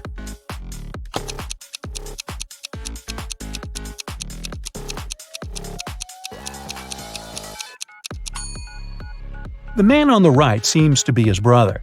He's the only one who looks like the guy in the bed, plus they have matching tattoos on their arms. Martin's an undercover detective. He's on a mission right now, and he's pretending to be one of the staff members at a luxurious resort. His mission is to follow a dangerous criminal who's planning to steal a rare piece of art from a wealthy businessman. Martin has to report the situation to his partner Steve every day. They can't use phones to communicate, so they make codes using deck chairs and umbrellas. If the robbery isn't planned for today, there should be more deck chairs than umbrellas by the pool. If the robbery is planned for today, there should be more umbrellas. Today, Steve's flying in a helicopter over the pool to check the situation. Now, look at what you see and decide whether the robbery is planned for today or not.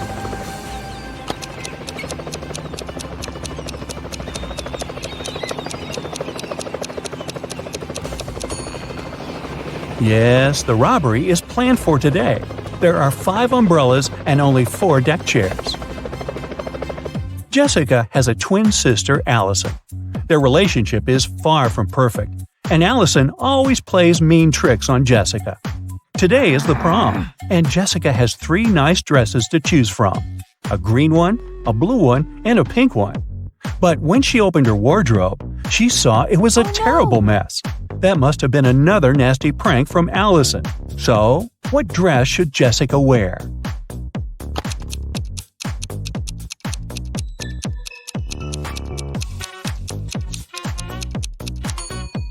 She should wear the pink dress. A button on the blue dress is about to come off. Oops.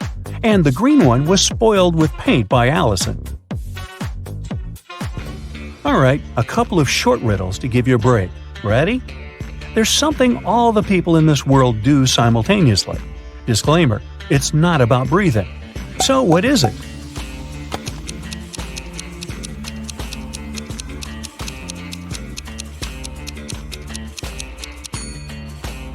All the people are getting older simultaneously. Are they getting any wiser? Don't know about that. There's one thing that can fly with no wings and cry even without eyes. What is it?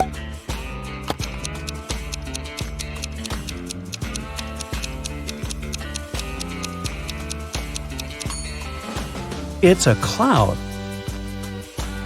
What can you see with your eyes closed?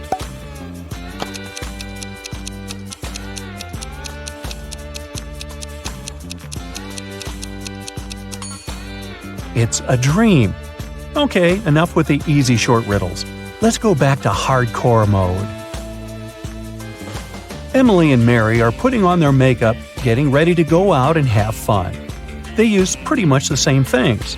Phones look similar, the same with lipsticks, clothes, and everything else. So, who's poor?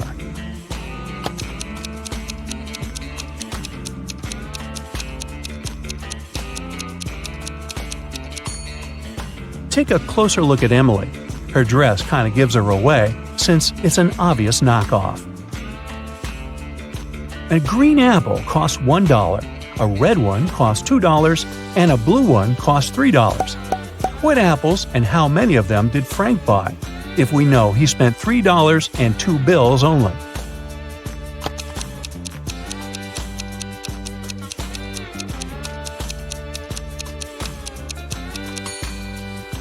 Frank bought a green one and a red one. He gave a $1 bill for the green one and a $2 bill for the red one. Yeah, he could have grabbed the blue one and given the same 2 bills, but blue apples just don't exist. 3 Finn, also pronounced 3 friends, fell asleep under a tree in the countryside. While they were resting, a guy passing by painted mustaches on their faces. Once the men woke up, they started to laugh. But then, all of a sudden, they stopped. Why?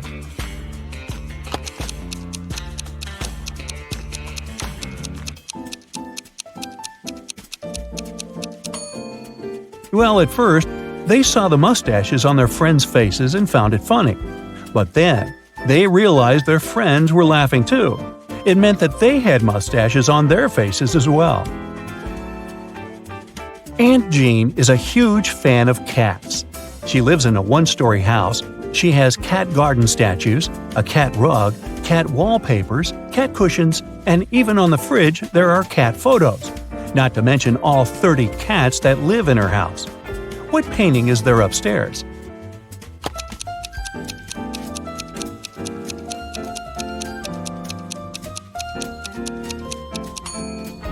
She lives in a one-story house, so there are no cat paintings upstairs. It's right next to the fridge. Anthony, the financial director of a big company, finally persuaded new partners to sign a super important agreement. He then put this document into a folder and left it on the table in his office. When he arrived at work the next morning, the folder was gone. John gathered all the employees who were in the office at that time and asked them if they had noticed anything weird. The cleaning lady said that she had been busy washing the floor and hadn't paid attention to anything around. The designer explained that he hadn't left his working place even once. What's more, being an artist, he didn't have any interest in agreement documents. The accountant admitted that he had entered John's office to have some documents signed, but once he noticed there was no one inside, he immediately left. So, who took the folder with the agreement?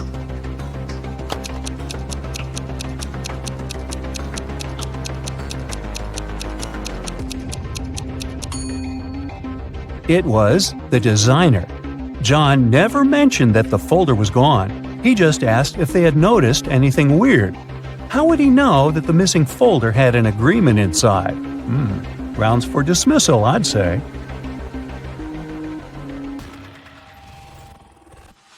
Molly, Holly, and Sally are going to the prom in a fancy limousine, but the car breaks down on the way. The party hall is nearby, so the ladies decide to walk. Suddenly, it starts to rain. Luckily, all three ladies have umbrellas, but still, one of them gets wet. Can you guess who?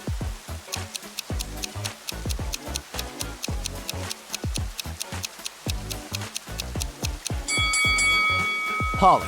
Her skirt is wider than the diameter of her umbrella. Finally, the ladies arrive at the prom. All of their friends look very elegant and fancy. Leah is wearing very expensive designer shoes. Bella carries a Chanel bag. Alice is taking selfies with the latest smartphone. And Kim is showing off a sparkling diamond necklace. But in fact, only one of them is wealthy. Can you guess who?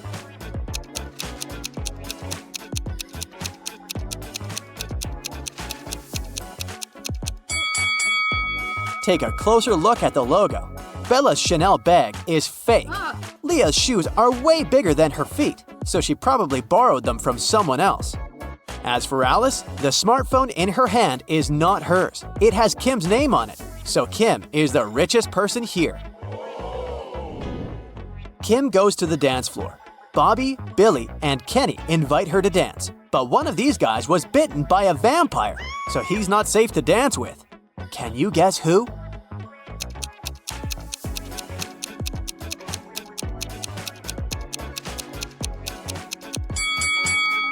Bobby has a red mark on his shirt, but it's just lipstick.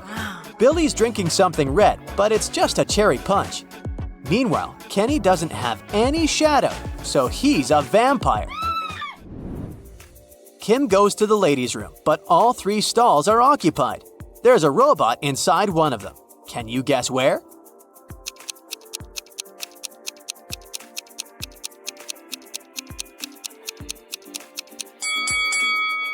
Let's take a look at the first lady's feet. Ouch!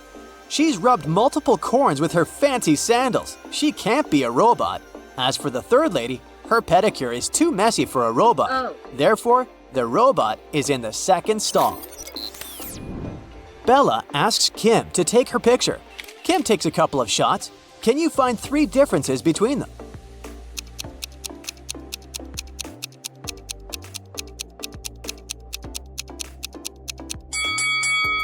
Here they are.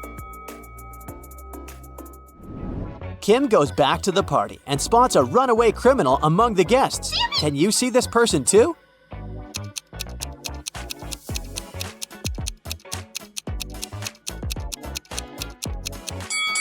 It's the show host. He's hiding a prison robe under his suit. At the party, Bella gets bitten by a vampire too. Kim takes her to the hospital. They meet two doctors in the lobby. One of them is an imposter. Can you guess who?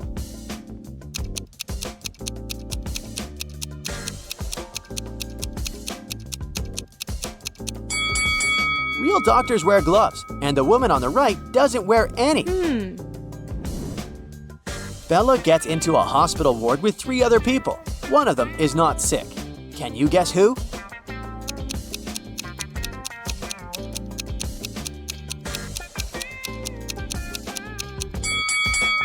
The woman on the left looks perfectly healthy. She has her lipstick on and a glamorous hairstyle. Although her arm is broken, it doesn't mean that she's sick. Kim comes home from a long day. She's very excited to treat herself with a bubble bath. She's been dreaming about it all day. But someone used up all her bubble foam. Kim interrogates her family members. Father says, I spent all day at the garage repairing my old car, and I haven't visited the bathroom yet. Mother says, I was feeling sick all day, so I didn't pay any attention to your beauty products. And Kim's brother says, It wasn't me who took your bubble foam, but I think it was Mom. who did it?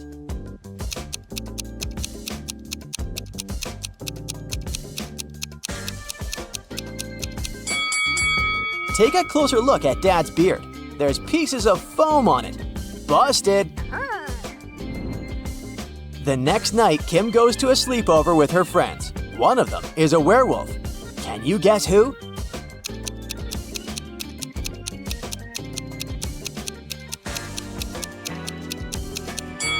This guy is a werewolf. Take a look at his claws. Oh no.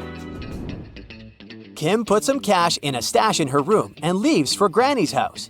In a couple of days, Kim returns and realizes that someone had stolen her money. How did she guess?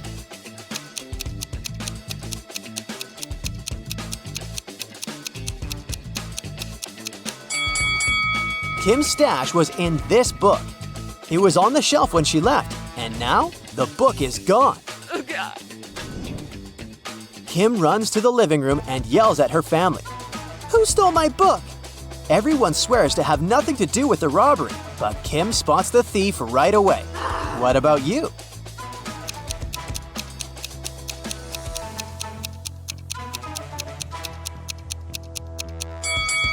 It's the brother. He used the book as a stand for his PlayStation. Kim is watching a TV program about risky sports. Oh. Can you help her guess which guy has a better chance of survival? Oh god.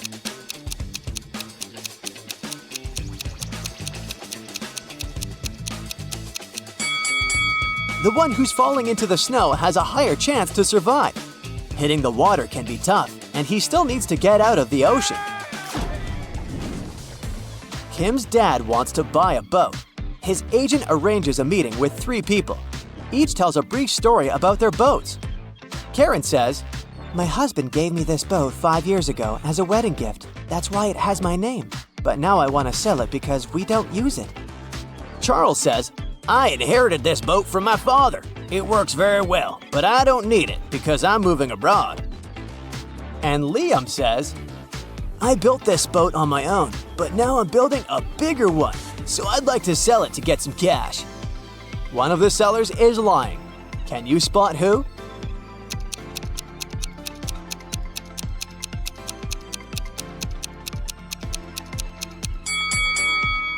Take a closer look at the first boat. Its name is Karma, not Karen. Therefore, she's a liar. Oh. Kim goes to the nearby hardware store to buy something for her home. Kim asks, How much for the one? The shopkeeper replies, It's $2. Then Kim asks, How much for 11? The shopkeeper replies, It's $4. And finally, Kim asks, How much for 100? And the shopkeeper replies, $6. What is Kim buying?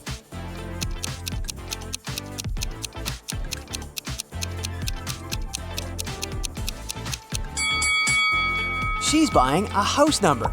Each digit costs $2. Kim's cat, Fluffy, ran away. She's been looking for him in a forest all evening. Finally, she gets tired and heads home. But suddenly, she sees a witch's house on the way. Kim enters and faces the witch. Fluffy is sitting on her lap.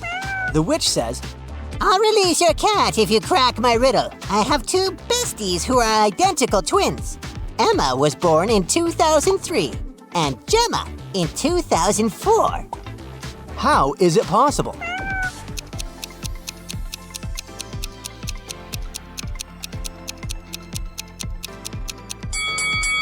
They're twins, but they were born on New Year's Eve. Emma was born right before midnight and Gemma right after midnight. The next day, Kim meets a handsome guy who likes puzzles. She asks his name, but instead of answering directly, the guy writes a date on a piece of paper. Can you help Kim figure out his name?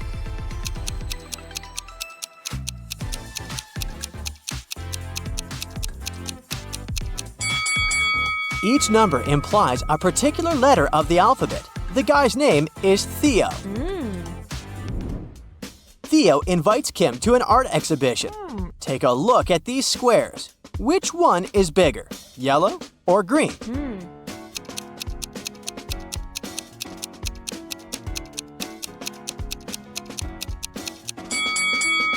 All these black and white squares usually confuse perception, but it becomes obvious that the green square is larger than the yellow one if we put them away.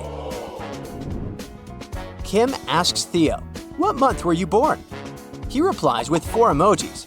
Can you guess the month?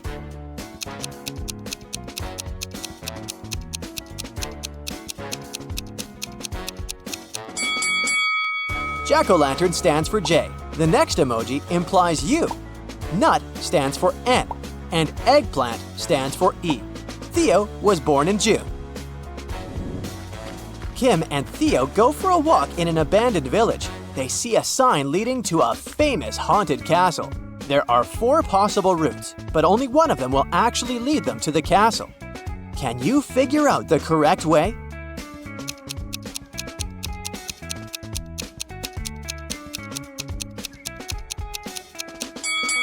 It's way easier to untangle this maze if you start drawing from the final destination. They should take Route B. Finally, Kim and Theo find the castle. They enter the property and see a fancy living room. There are 6 zombies hiding in the living room. Can you spot them?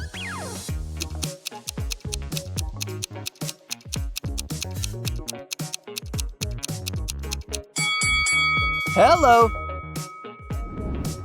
The guys run away from the zombies and hide in the basement. They wander around and see 3 doors. Suddenly, the basement begins to get filled with water. Kim and Theo have to choose a door quickly to escape. But each door has a surprise. There's a tank with a family of sharks behind the first door. There's a deep hole with sharp venomous corals behind the second door. And there's a tank with piranhas behind the third door. Which door is more or less safe?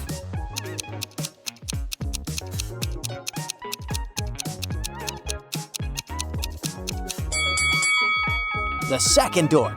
The basement is full of water, so they can swim over the corals. Eric was deeply in love with Carrie, and he finally decided to ask her out. He wanted to make it romantic, so instead of texting her, he decided to write his invitation with chalk on the sidewalk right outside her window. It read, "Carrie, I'll be waiting for you in the restaurant Star tomorrow at 7 p.m. sharp." Carrie was also in love with Eric, and she would have come there with pleasure. Still, she never showed up. Why?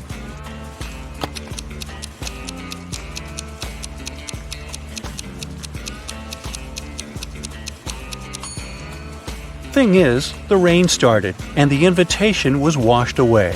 Carrie simply didn't see it. I hope they work things out. Allison got lost in a forest and stumbled upon an old house. When she entered it, she saw a witch. She wasn't evil, though, so she said she could help Allison find a way home if she cracked a riddle. The witch asked Allison, "What kind of room can you neither enter nor leave?" Allison was smart, so she gave the right answer. Can you crack it too?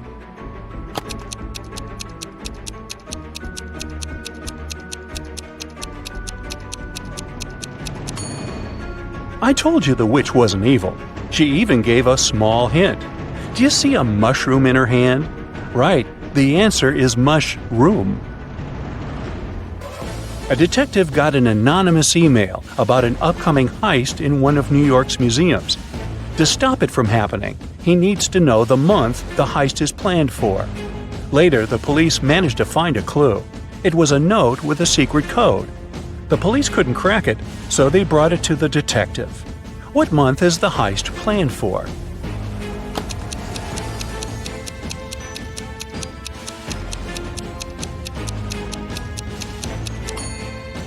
The detective cracked the code almost immediately. A jar in the picture stands for J, a ukulele stands for U, a nugget stands for N, and an eggplant stands for E. Ah, June. There are 70 floors in the apartment building. The higher the floor, the more people live there. Which floor does the elevator go to most often?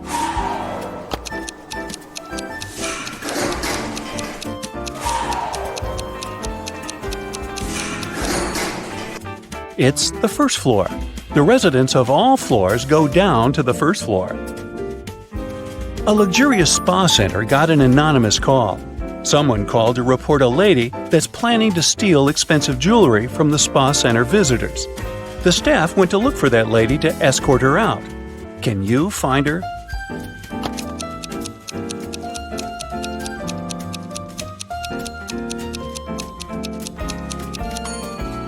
Look, there's a lady having a pedicure. She doesn't look suspicious, but she's the only one who's not wearing a special bracelet. Security!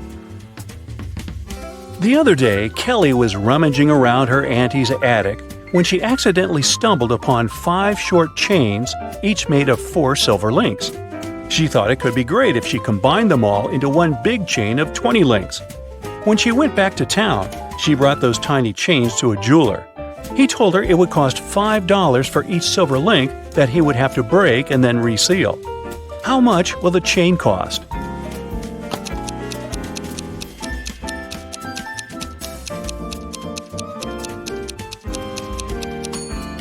Kelly could do that for $25 if she told the jeweler to break a link in each chain.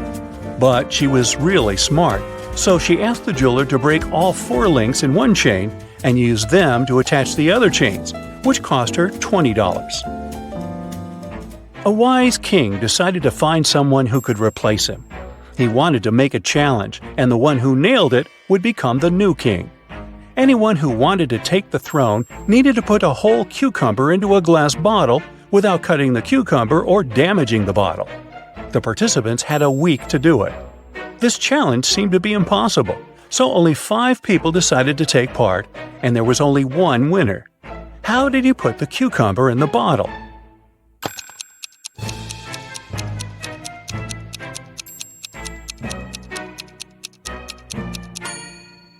He placed a baby cucumber, still on its stem, into the bottle.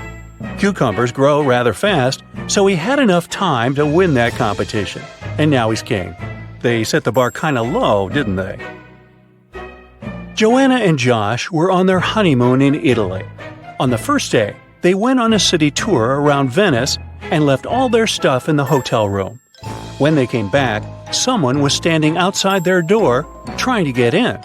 The couple called the receptionist right away, but the man claimed Joanna and Josh owed him some money for the tours they'd taken in the past 4 days. The reception knew the man was lying right away. How did he figure it out?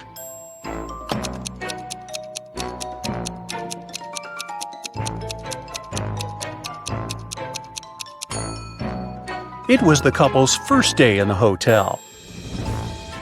There's a barrel of water in the yard. You look inside and say that it's more than half full, but your friend argues that it's less than half full. How can you figure out who's right without using any measuring tools or removing water from the barrel?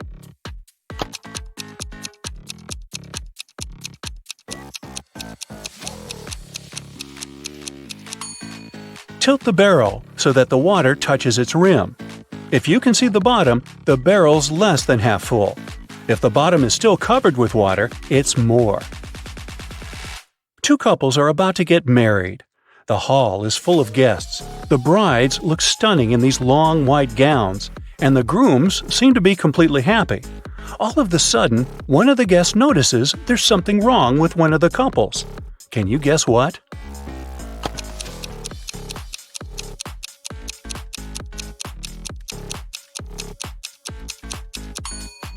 Look at this couple. These folks have no reflection at all.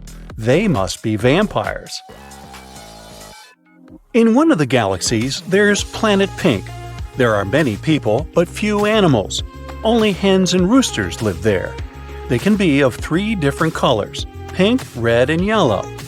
Andrew went to that planet to see his friends for the weekend, and while he was walking down the street, he saw 3 bird couples in love. No bird can be with a partner of the same color. Can you guess the color of the partner of the red hen?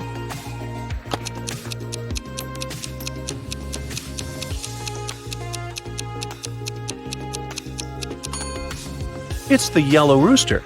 The red hen can't go out with the red one, and the pink rooster, as you see, is madly in love with the yellow hen. Emily's aunt has bought a bottle of perfume for her niece's birthday. Sadly, she couldn't keep it, because Helga, her sister, is terribly allergic to perfumes. Emily brought it back to her aunt, who bought it for $65. The old lady sold it to someone for $80. Then she suddenly remembered she had one more niece, so she got it back for $70. Sally, the forgotten niece, turned out to be allergic too, so the auntie had to sell it again for $60. Did she make any profit?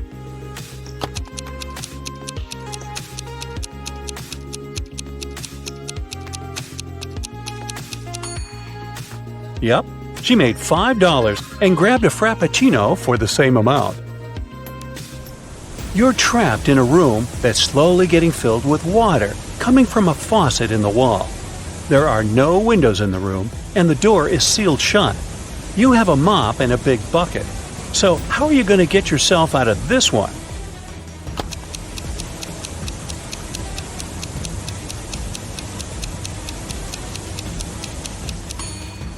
This one was simple. You just need to turn the faucet off. Sally works as a barista. She's the one who served Emily's aunt with that Frappuccino. This morning, she dropped a cup full of coffee. Luckily, her white shirt wasn't stained, but it took her a while to clean up the mess. How come?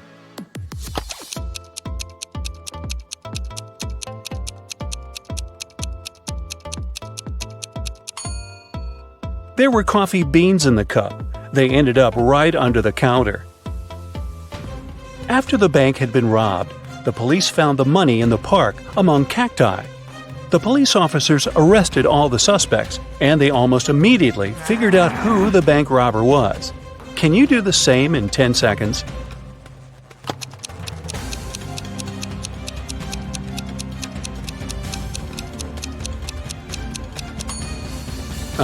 This guy on the left has scratches left by cacti all over his body. Dennis was at home watching TV. All of a sudden, his wife's super expensive vase fell and broke in their bedroom. He ran into the room in time to see a stranger jump out the window and run away. Dennis tried to chase him, but his glasses fogged up because of the cold. That's why he couldn't identify who it was. When the police arrived, they listened to his story and immediately knew he was lying. Dennis made this story up not to tell his wife that he had broken the vase. How did they know this?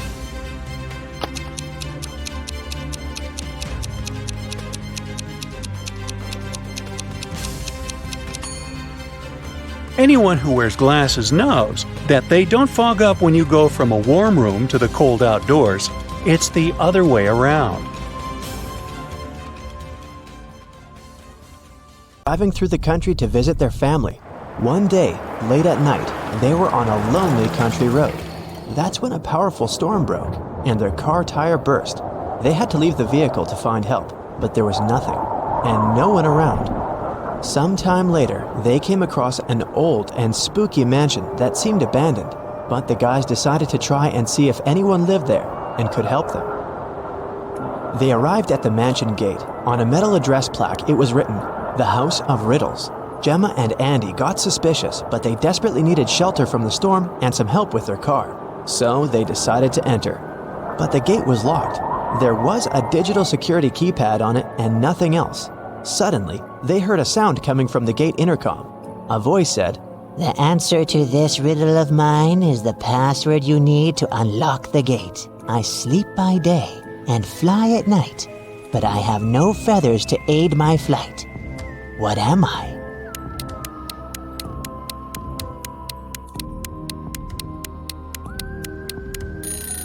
That's a bat. When the guys arrived at the door, they saw there was something engraved on it. Stop right there, wanderer. Don't knock on the door just yet.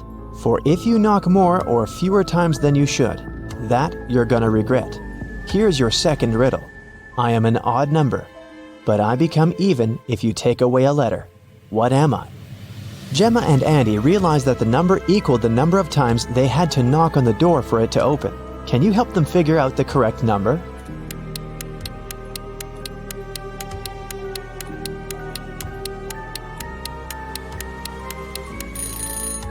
The answer is 7, so they had to knock on the door 7 times.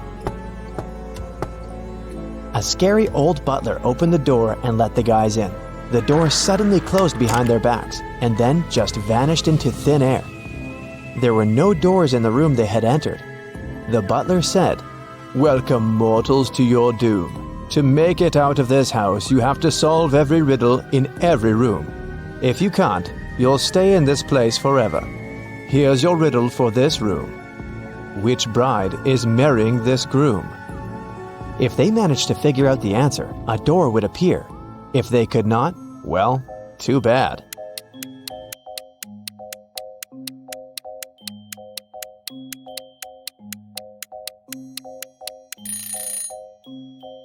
Do you see the shadows behind them? The third bride's shadow is holding hands with the groom's shadow. They're in love, so she must be his chosen one. After they answered the riddle correctly, a door appeared in front of them. They got into the next room, which was a library. 3 books fell from a bookcase in front of their feet. Then they heard the butler's voice echoing. "You have to open one of these books, but choose wisely, because whatever creature the book mentions, it will appear here." If Gemma and Andy opened the first book, a venomous basilisk would come out. If they opened the second book, a giant piranha monster with razor-sharp teeth would appear in the library. If they opened the third book, a fire-breathing dragon would charge at them. Which book should they choose?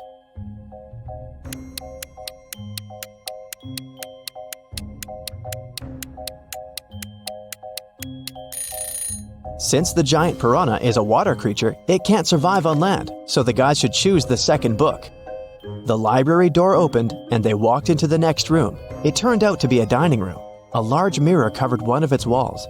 Yet, the reflection of the room in the mirror had some differences from the real room. Can you spot them?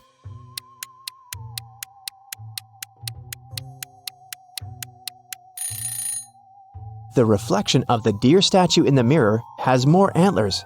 In the reflection, you can see someone hiding behind the curtains. But there's no one besides Gemma and Andy in the room. And lastly, in the mirror, one of the plates on the table is different from the others. But in the real dining room, all the plates are the same. Gemma and Andy felt very hungry. Thankfully, the next door that opened led them to the kitchen. There were 3 different chefs inside. The first chef was a zombie, the second one was a vampire, and the third chef was human. Each of them was holding a pie in their hands, but only one pie was safe to eat. Which one?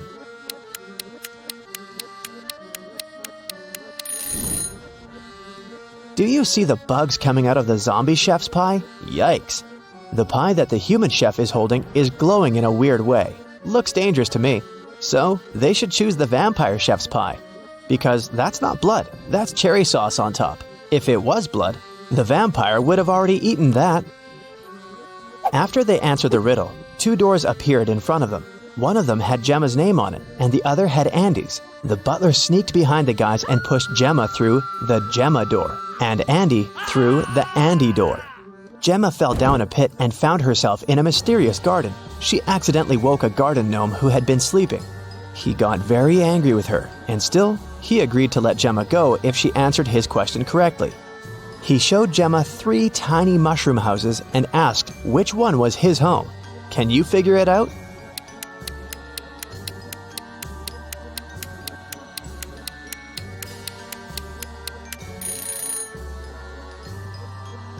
Do you see the flower on the gnome's hat? The door handle of the second mushroom house handle is the same flower, so that must be his home. Andy, on the other hand, fell into a magical dungeon. The dungeon guard was an ogre, and he looked very pleased to finally have a prisoner. Yet he agreed to let Andy go if the guy chose the correct magical portal to escape. 2 magical portals appeared in front of him. Each of them led to a room. Andy had to stay inside the room of his choice for 5 minutes. The first room was full of poisonous gas that would knock him out in 4 minutes, and the second room was filled with water. If Andy opted for this room, he would have to be chained to the floor with the water rising really fast. In which room can the guy survive? Andy should choose the first room. He should take a breath and try not to breathe for a minute. After that, he'll have to wait for 4 minutes for the door to open, and then he can escape. Both Gemma and Andy were magically transported to the hallway after having answered their riddles correctly. They were happy to be together again. At the end of the hallway, there was a door, and in front of the door, a witch stood. She placed 3 long magic wands on the table in front of her and said, You do not need to do anything to one of these wands. One you must break in half, and one needs to be even shorter than that half. The witch added that they could only answer once, and if their answer was wrong, she wouldn't open the door. So, can you tell which wand should be the longest, which one they need to break into half, and which one needs to be the shortest?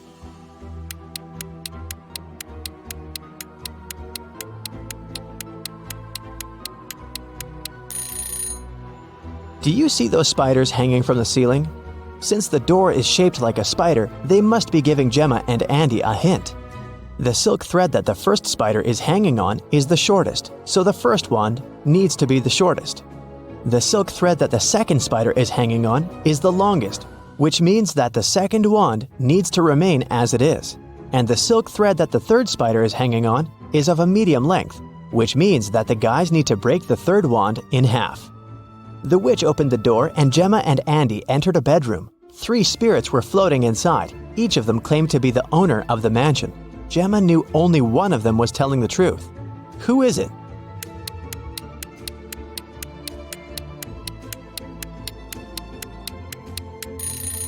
The spirit of the elderly lady is telling the truth. Why? Let's rewind a bit. Did you notice the portraits hanging on the walls in the hallway? There's a portrait of this very lady. That can only mean she used to be one of the owners of the mansion. The next stop was a living room. When they walked in, Andy saw something weird. What was it?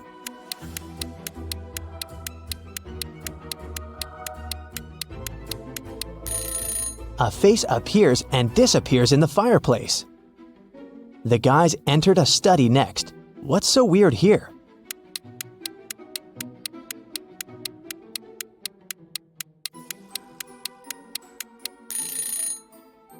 The fingers of this medieval knight's armor are tapping on the sword.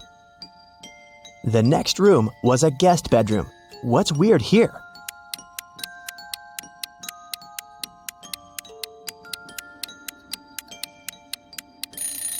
The crystal ball is showing someone trapped in the basement. Gemma and Andy decided to take a look at the basement in case someone really needed help. Yet they had to crack another riddle to enter. There was a password panel, and they needed to type in 7 digits to unlock the door. They had no idea what the passcode could be. Luckily, there was a note on the wall, and this word was written on it. What does it even mean?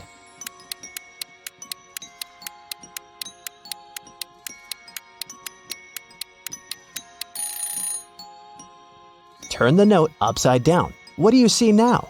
The letters look like numbers, right? So the passcode is 1837837. There were 3 people in the basement who claimed to be trapped there, but only one of them was telling the truth. Who is that?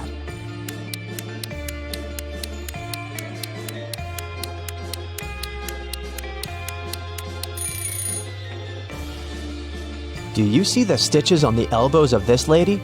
She's a creepy rag doll, so she's lying. And this man has claws instead of fingers. He must be a shapeshifter or something. Then it must be this guy who's telling the truth, so Gemma and Andy took him with them. After the guys answered every riddle in every room correctly, the butler appeared again.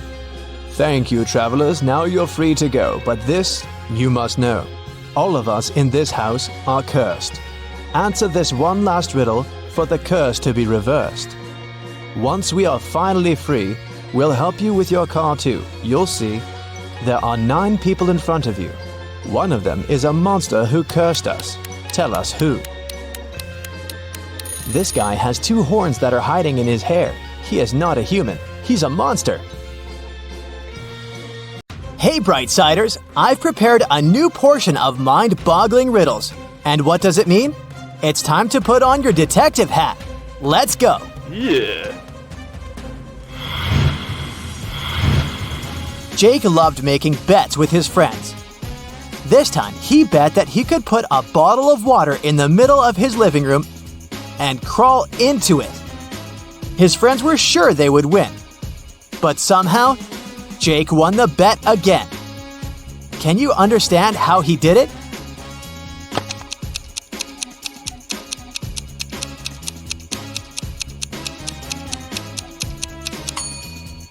Well, Jake said he would put a bottle of water in the middle of the room and crawl into it.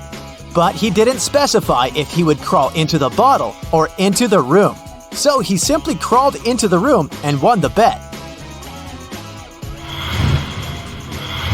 Now try to crack this riddle. It's nothing but holes tied to other holes. At the same time, this thing is as strong as steel, but not as stiff as a pole. What is it?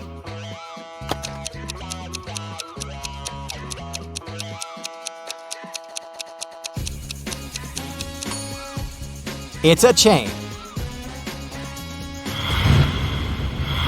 Dylan was trapped in a basement. The only thing he found inside was a note and a pen. Find the way to get 200 out of 188 with one line, and you'll be free. 5 minutes later, the door opened automatically, and Dylan was free. What did he do?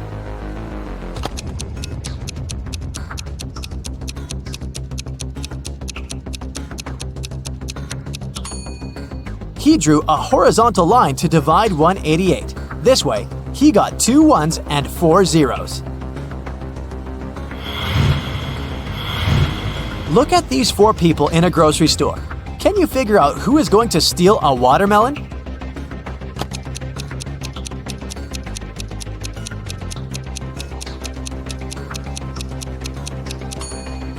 It's the man with the soccer ball. It seems as if he's holding something heavy. It must be the watermelon disguised as a soccer ball. Robert was a collector of unusual coins. One day, the man called the police and reported one of his rarest coins missing. He was sure the culprit was one of his brothers, Frederick or Matthew, who lived together with him. One of them collected ancient books, and the other was crazy about rare stamps. All the collections were kept in the same large room in the house. The key to the room was kept in a vase standing on the fireplace. The only other person besides the brothers who visited the house was Robert's friend Mark. When the police arrived, they found out the room had been opened with the key. The officers also didn't find any fingerprints. Do you know who stole the coin? Uh-oh.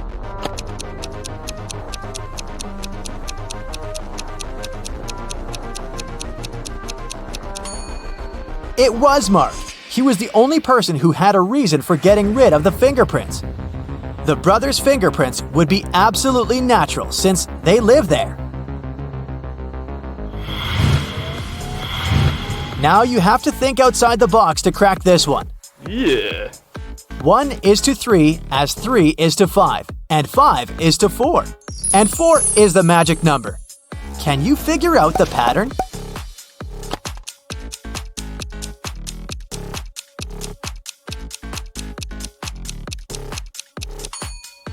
The word 1 has 3 letters, the word 3 has 5, and the word 5 consists of 4 letters, but the word 4 has only 4 letters in it. And whatever number you try, eventually you'll come back to 4, and the game will end there. Look at this picture. Can you figure out which mermaid is his wife?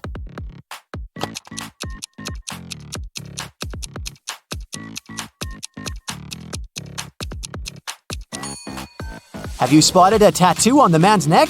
It's the letter L. See? And now the mermaid on the right also has a tattoo. It's the letter J. They most likely depicted the first letters of each other's names, so they must be husband and wife. The next picture for you. Which girls are sisters?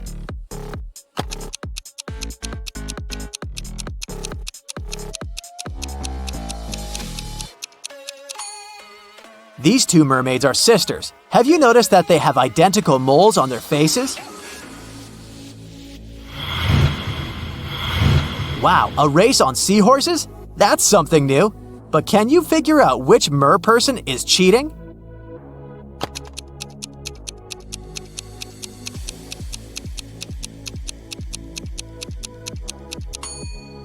One of the guys has a robotic seahorse. See that USB port on its neck?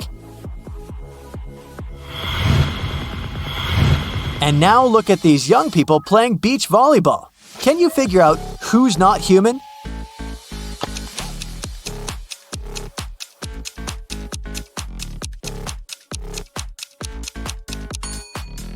It's this girl. If you compare her with her friends, she's the only one who's not sweating and isn't red-faced because of the heat and exertion. Kimberly inherited an old house from her rich aunt. When the young woman was exploring the cellar, she came across a massive wooden door. She opened it and saw a small room with 3 bags and a note. One of the bags has $1 million and the others are empty. You can only open one bag, so think carefully. Kimberly also noticed that there was a message on each bag. The first bag claimed, "The cash is not here." The message on the second bag was, "The cash is not here."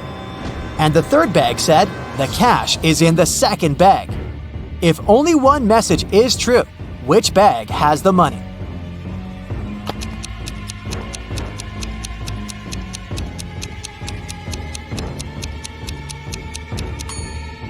The money can't be in the second or third bags.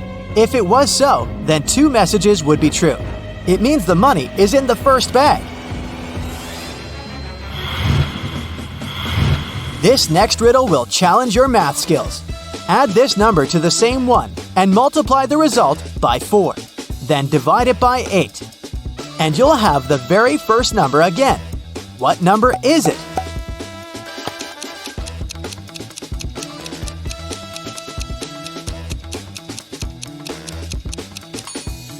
It can be any number. You can try it out to make sure. Jason took part in a game show and ended up as one of the 2 contestants to make it to the finals. He came up to the table with 3 cups on it, but only one of these drinks was safe to try. The other 2 were poisoned. And even though a mistake wouldn't cost Jason his life, the consequences would be unpleasant. The drinks were tea with sugar, cappuccino, and hot chocolate. Which one should Jason choose?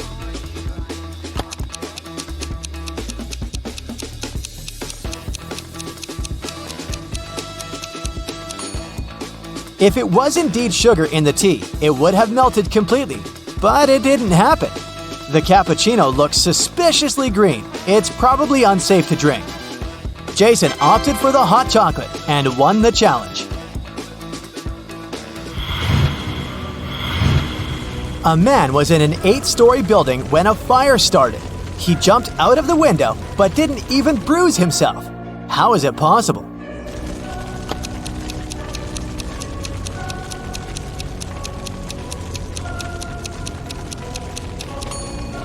The man jumped out of the first-floor window. I was driving along the highway when one of my car tires burst. I stopped to change it, but when I came back to the car, I saw it had a flat battery. I looked around and realized I was in the middle of a small town. I decided to wait for someone who could help me. Suddenly, I heard glass shatter.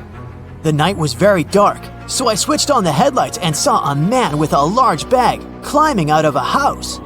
I immediately ran to the nearest police station to report the crime. That's what Mr. Darrison told the police. The detective who was listening to him asked, "And where did you hide everything you'd stolen from that house?" how did he come to this conclusion?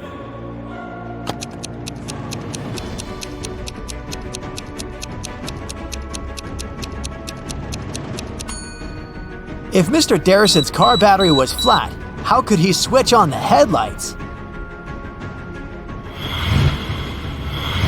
Can you figure out which passengers on this bus are zombies?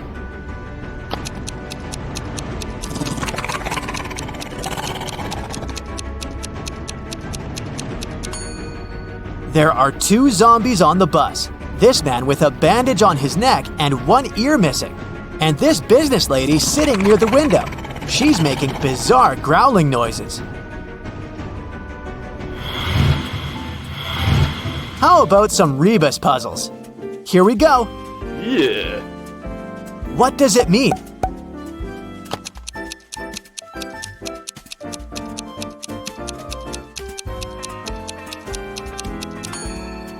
That's how you greet people. Good afternoon. Okay, now try this one.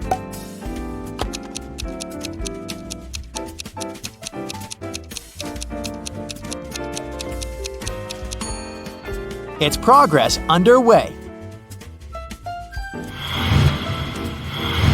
And how about this one?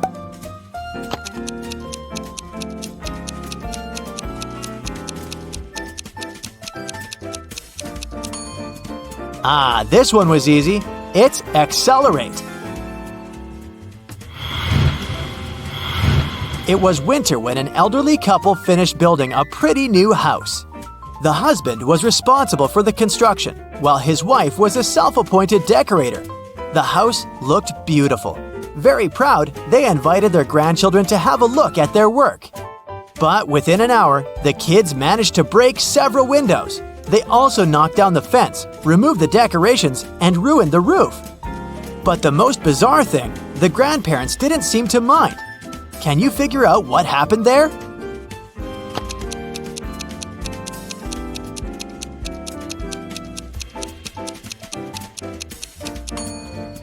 The grandparents made a gingerbread house and invited their grandchildren to eat it.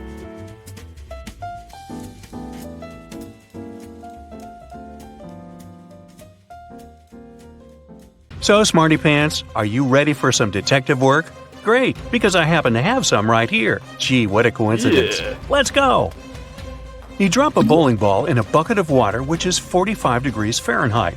And you also drop another ball of the same weight, mass, and size in a bucket at 30 degrees Fahrenheit.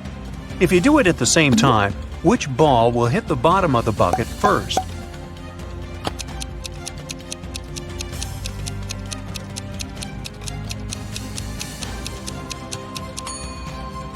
The ball in the bucket of the 45-degree water will hit the bottom of the bucket later than the other ball. Did you think that the water had to be frozen at 30 degrees Fahrenheit? But the riddle says nothing about that bucket having anything in it. Therefore, there is no water or ice to slow the ball down. Sam is talking to his lawyer in jail. They're very upset because the judge has refused to grant bail. At the end of the conversation, Sam is allowed to leave the jail. Why?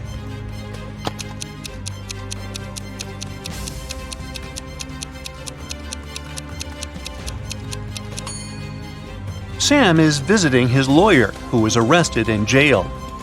Time to look for another lawyer. Mary is the owner of a bag store.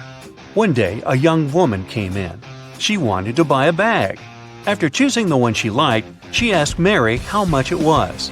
The price was $30. The girl asked Mary to sell it for $20, and the store owner agreed.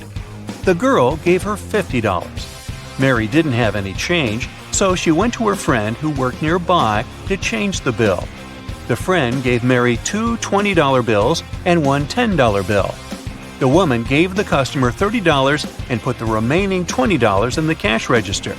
Just a few minutes after the buyer left, Mary's friend rushed into the store. "The bill you gave me is fake. I need my money back." Mary gave her friend her own $50. How much money did the store owner lose in total?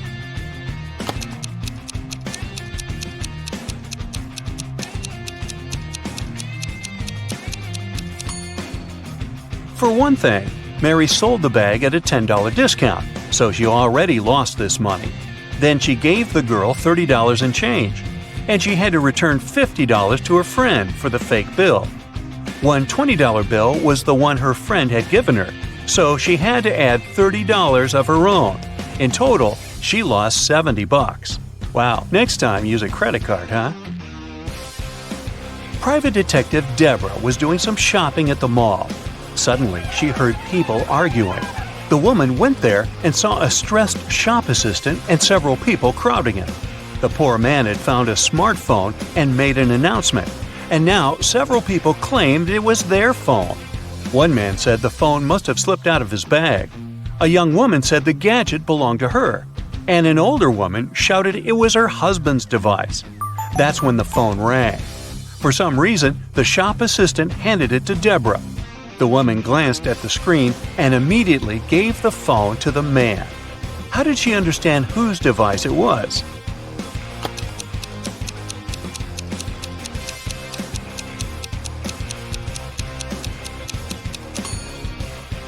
Deborah saw the word wife written on the screen. Jenny heard about a private party which was supposed to be VIP. Celebrities and influencers were going to attend it. And guess what? Thanks to one of her friends, Jenny managed to get on the guest list. Yay! Before the party, the girl bought a new dress and a pretty and expensive purse. At the party, Jenny got acquainted with a very nice young man called David. They were talking when someone pushed Jenny. She didn't fall over only thanks to David's fast reaction, but she noticed that her purse was gone. No. David rushed to catch the thief. He spotted a guy hanging around the entrance. "What are you doing here?" The man answered that he was looking for an ATM. He needed cash to buy a ticket for the party. David told the man to hand Jenny's purse over or he would call the police. How did he understand the man was the thief?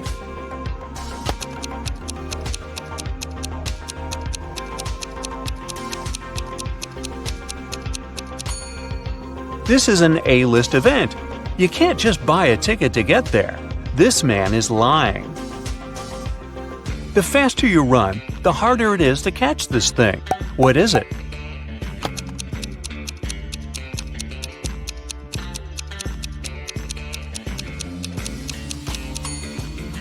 It's your breath. Brandon's wife told him to cook several eggs, but the man had to boil them for exactly 2 minutes. She left her husband 3 hourglass timers for 3, 4, and 5 minutes. How can the man boil the eggs for exactly 2 minutes?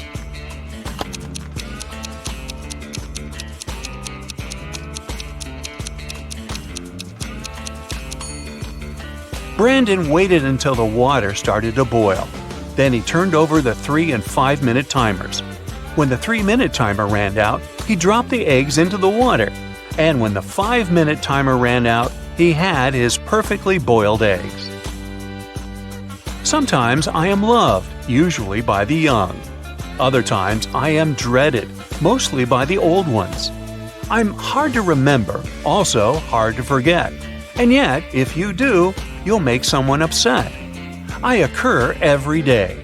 Everyone has to face me. Even if you don't want it to happen, embrace me. What am I?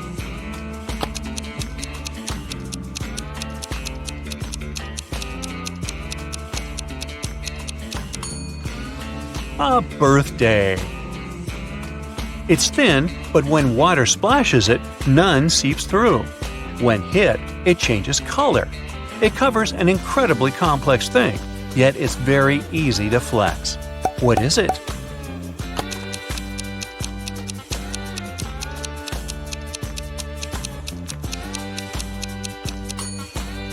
It's human skin. Look at these people. Can you figure out which one is a smuggler?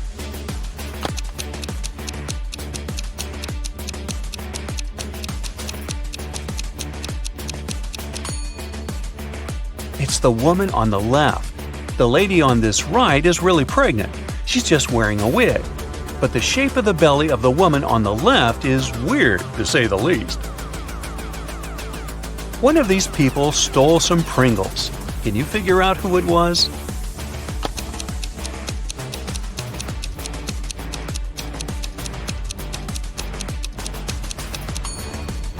It's this young lady. Look at her ponytail. A very strange shape. Doesn't it resemble a pack of Pringles? Now, I've got this group of people for you. One of them is a vampire. Can you figure out who it is?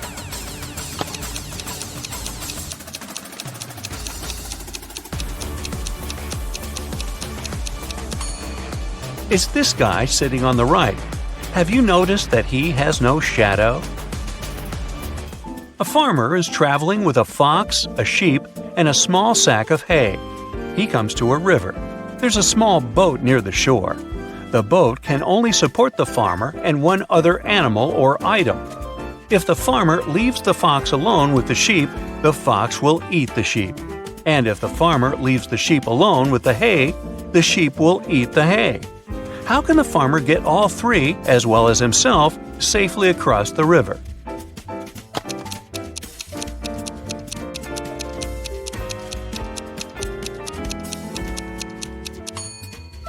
The farmer should take the sheep across the river.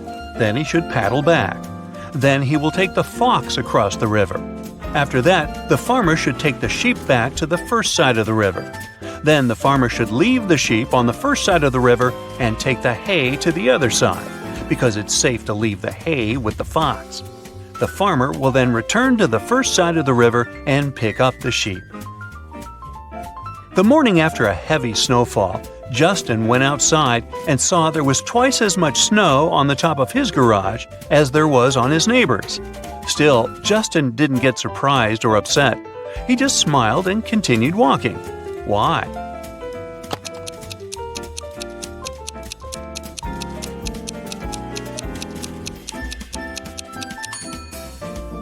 Justin's garage is twice as big as his neighbor's. No wonder it has twice as much snow. Andrew and Gary are twins. They were born just 1 minute apart, and Andrew is the elder of the two. But for some mysterious reason, they celebrate their birthdays 2 days apart once every several years. How is this possible?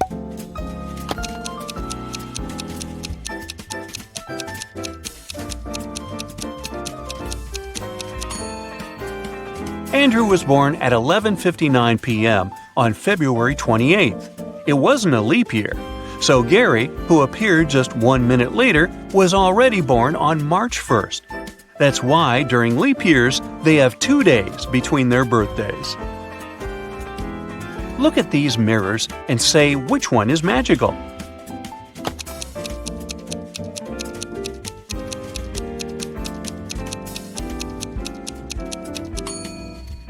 It's the one the girl in the middle is holding. Apparently, it helped her to get rid of her mole. Two men are playing chess. They've already played 5 games, and each man has won 3 of them. How is it possible?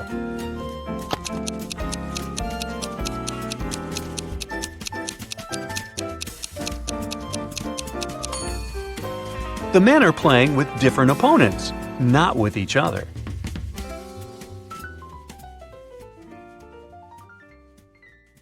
Hey there! Today we'll be solving cases and mysteries to maintain safety and order. Are you ready to help? Then let's go! Yeah. Here's the first task. A group of cyborgs from a different planet arrived on Earth to study humans' behavior. The police are now tracking them down to keep an eye on everything. So they need to identify all the cyborgs, and they need your help to find a couple of cyborgs in disguise. We're in a cafe, where a group of old-school friends met for a reunion. Who is not really human?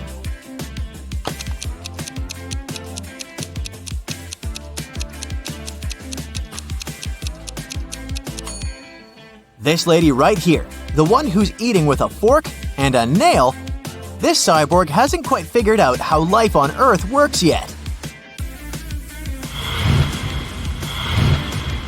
Great job, but we have more. What about these guys? Do you see anyone suspicious?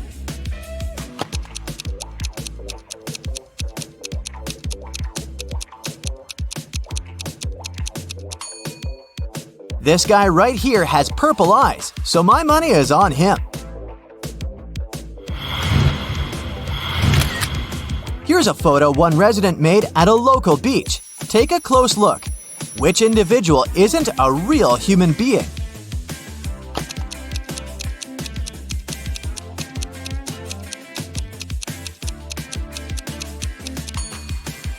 This one right here.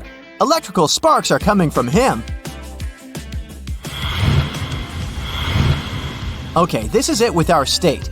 The police in other states and countries will deal with their parts. Now some more private issues. Yeah. Mr. McGraw is a single father of 3. Last month, he went on a business trip for a couple of days, and his sons stayed home alone. Old enough, but maybe not wise enough, because when Mr. Jones returned home, he found out that someone crashed their car. Okay, boys, speak now. Who took the car? But none of the boys admitted it. Tim said, These 2 days I spent at home studying. Drew said, I went to see some friends once, but I took the bus. John said, I don't even like driving. Inspect the car and try to figure out which son is guilty.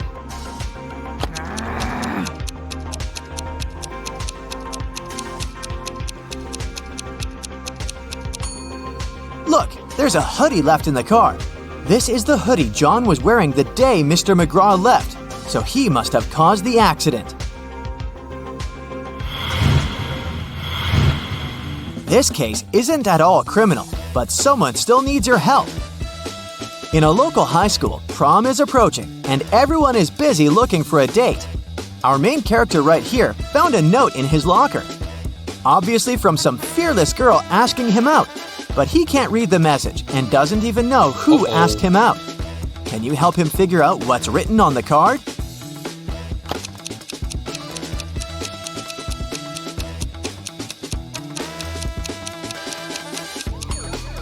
It's obviously a cipher, and gladly not the hardest one. Every word is just spelled backwards, so if you put the letters in the normal order, the note will say, "You belong with me. Prom?" There's a name too. It's Juliet. Hopefully our guy will accept the invitation. One of the police stations received a call. A young girl, Allison, reported that her new purple bike, one she saved up for and bought herself, was stolen. Just 1 week after she bought it. The girl asked to help her, and one of the officers was up for the case. She did her research and narrowed it down to 3 suspects. Take a look at them and tell which person stole Allison's bike.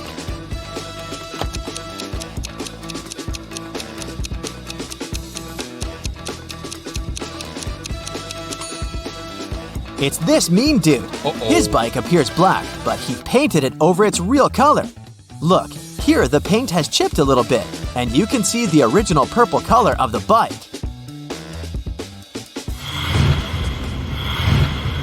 A local jewelry store was robbed. Unfortunately, the police couldn't trace the robber. 2 weeks later in the evening, a city detective, Este, received a call from a farm in the suburb saying that they found something. Este arrived at the farm.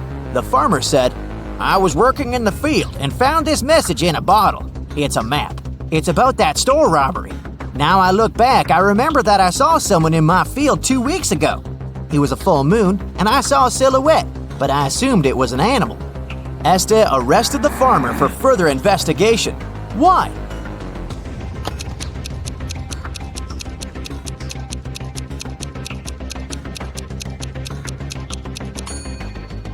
The story looked legit in the beginning, but then he mentioned the full moon. As you can see, it's a full moon now, so it couldn't be the case 2 weeks ago. That's the moment Este knew that the farmer was making something up. A young aspiring actress went missing on her camping trip. She went to the woods all by herself to prepare for her upcoming role. The first people who saw her, 1 week after she left, were police officers in a police department, where she arrived to report her kidnapping. I went to prepare for a role and had all the necessary survival equipment. At first, it was all new romantics, but on the third night, I woke up tied up in the dark. It was a man, but I didn't see him. It was dark the whole time. It took me 4 days before I managed to escape. As soon as I was out of the woods, I ran here, to the nearest police department. You need to find him. The police officer didn't believe her. Why not? Uh-oh.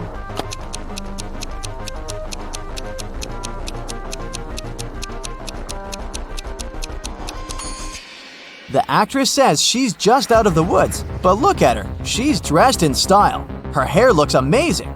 That's not what stranded kidnapped people look like, and the detective didn't believe her.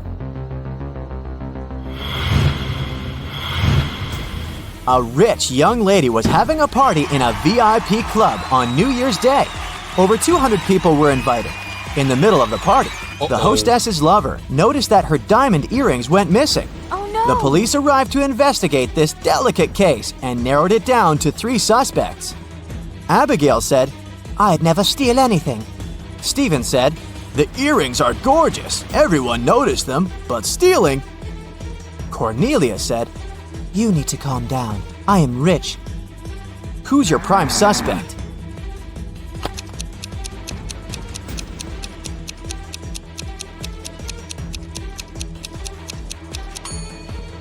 Look at Cornelia's purse. It's supposed to be an expensive Hermes purse, but the logo is wrong. So, it's a cheap fake. And there's still a tag on her dress, which isn't really rich. She's just playing along to fit in. Someone robbed a bank in a city, and Detective Este was leading the investigation. It was known that 2 people worked on it, but only one of them was caught, Clyde. Clyde refused to name his partner, so the police had to continue their investigation. After months, they had 3 main suspects, Bonnie, Ivy, and Dorothea. Can you figure out who the other criminal is?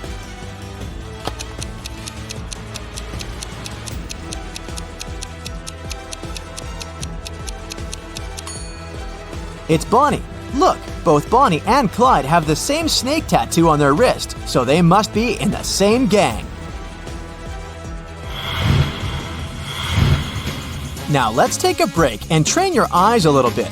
Long story short, Betty is getting ready for a concert and needs your help finding some stuff in her closet. She's looking for a dress, a cardigan, and a red scarf. Here are the exact pictures to help you find the right item. Can you locate them all?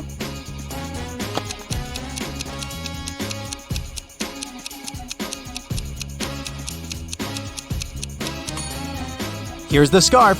That's the dress. And look, the cardigan is right here. Good job!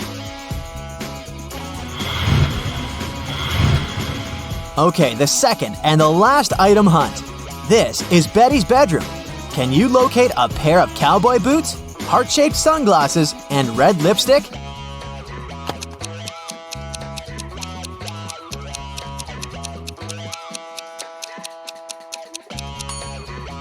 Here they are. Did you find them all? Okay, the last one for today. It was a rainy midnight, and Scarlett was studying late in her college library since the hardest exam of the term was 2 days away. At some point, she left to go to the bathroom and grab a snack from a vending machine. When she returned, she noticed that some of her notes went missing. Oh no! Apart from the librarian, there were just 3 more people in the library at that hour, so she asked them about the notes. The first student said, I don't steal, I worry about karma. The second student said, I went for a walk outside to clear up my head. The third one said, I was studying, I don't know anything. Who do you think knows something about Scarlett's notes?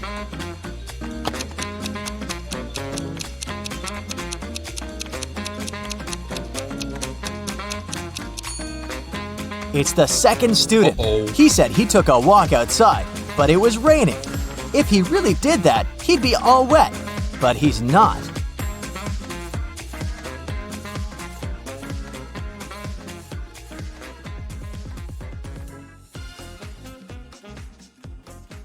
I've heard you've got some impressive analytical skills and a sharp mind. Then you're just the person I need. Help me solve these tricky riddles and prove you're worthy of that detective title. A Japanese ship had left the port and was on its way to the open sea. The captain went to apply oil to some parts of the vessel and took his wedding ring off so it wouldn't get damaged. He left it on the table in his cabin. When he returned, the ring was gone. The man figured out that 3 crew members could be guilty, so he asked each of them what they had been doing for the past 10 minutes. The cook said, "I was in the kitchen preparing tonight's dinner." The engineer answered, "I was working in the engine room making sure everything was running smoothly." And the seaman said, "I was on the mast correcting the flag because someone had hung it upside down by mistake." The captain immediately knew who the thief was. How did he understand it?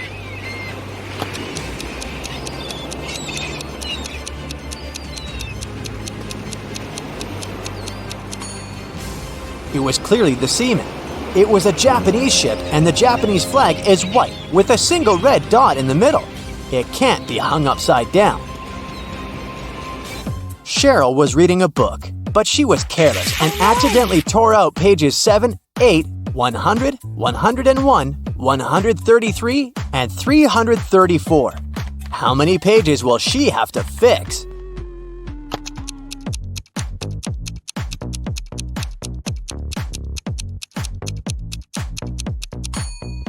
Just 4. 7 and 8, as well as 333 and 334, are just different sides of one page. A folder with extremely important documents disappeared from Detective Brown's office. At the time of the theft, there were only 4 other people in the office: Bill, Tom, Harry, and Mike. Brown interrogated them, and they gave the following statements. Bill said, "Tom did it." Tom denied this claim. Bill did it. Harry said, "Tom's telling the truth." And Mike confirmed, "Harry's not lying." After analyzing these statements, Detective Brown found out that only one person was telling the truth, and the rest were lying. Can you determine the thief?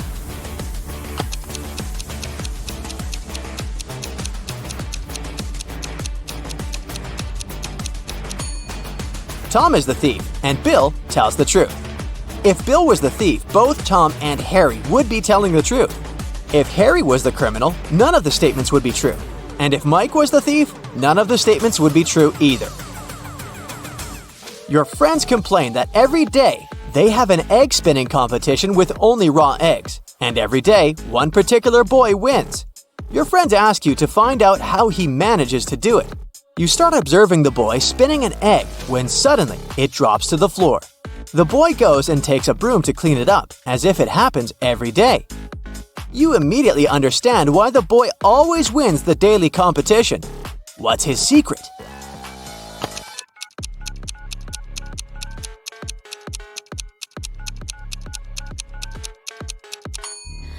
The boy took a broom, so the egg he had been spinning must have been hard-boiled. If the egg had been raw, he would have taken a mop. A man was discovered unconscious at his desk, alone in the locked office. He was rushed to a hospital, and the police started investigating this case. The only clue was a sealed envelope on the man's desk. Have you figured out what happened?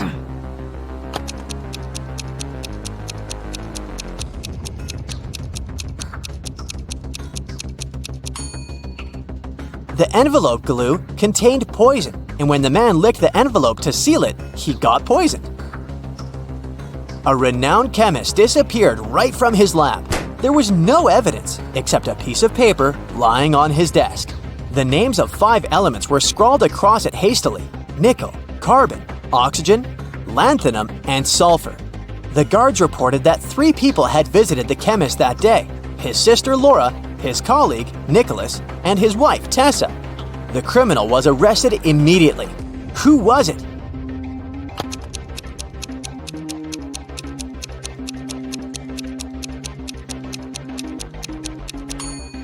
The list of chemicals is a clue. Their abbreviations spell out the name Nicholas. Look at these ladies attentively.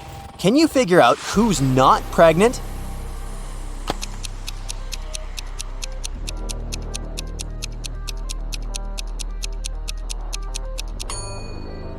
It's the one wearing a green dress. This person has big feet and is wearing a wig. It's actually a man trying to steal a watermelon. That's why he dressed up as a pregnant woman. Each of these 3 women claims she is this boy's mother. But who is the real mom?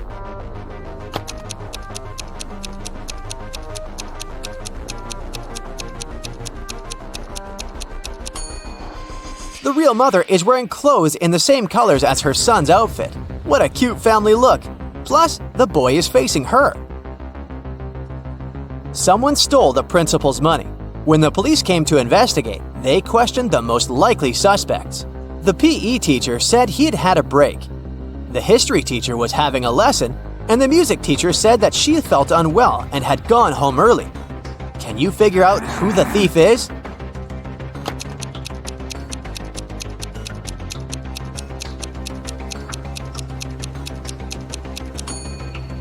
The music teacher is the thief. No. Look, she has gloves in her bag, although it's summer. Suspicious.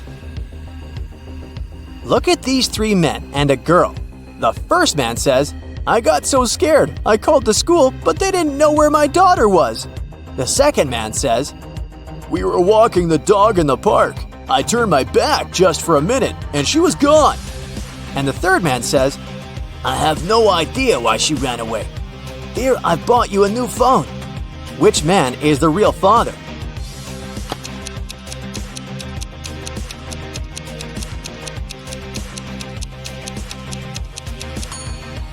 The second man is the father.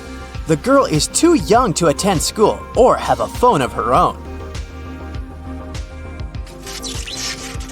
Someone stole important documents from a businessman's office when the power went out.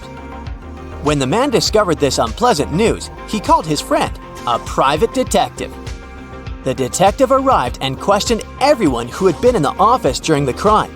The first person said, "I left the office to get some coffee and donuts." The second employee claimed that it had been dark and she'd taken a nap. And the third worker said, "I went to the kitchen to get a latte from our new coffee machine." Who's the thief?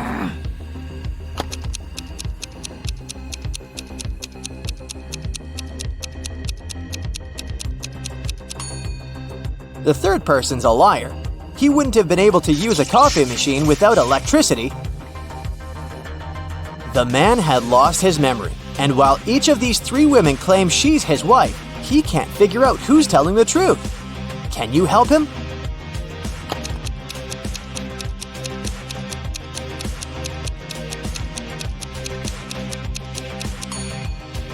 The man and his real wife have matching rings.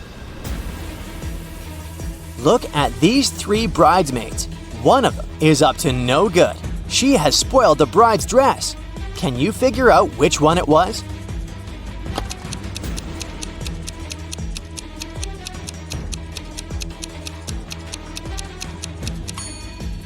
The bridesmaid who had ripped the dress must be left-handed because all the rips were made with a left hand.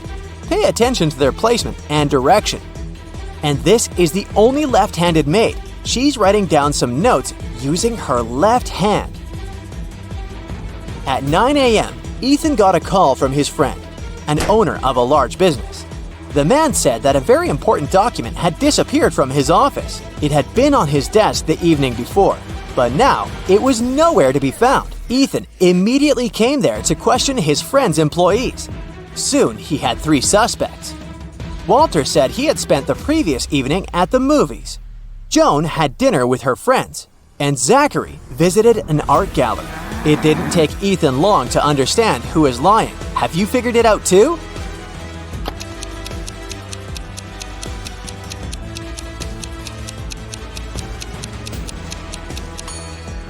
It was Walter.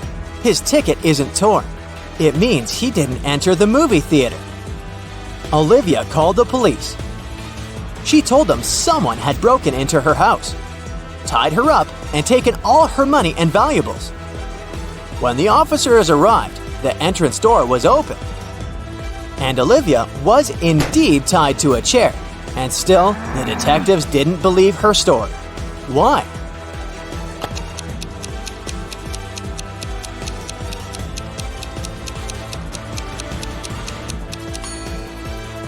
If the girl was tied, how did she manage to call the police? You take it and throw away its outside.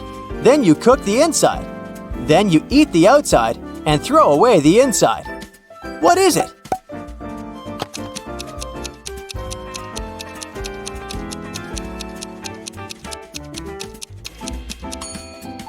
You've just eaten a corn cob.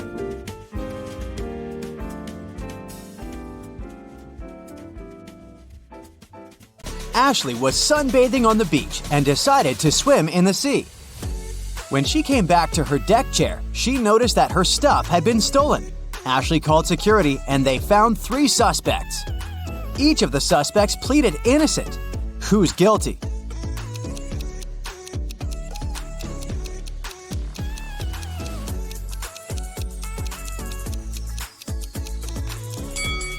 Remember the footprints on the sand?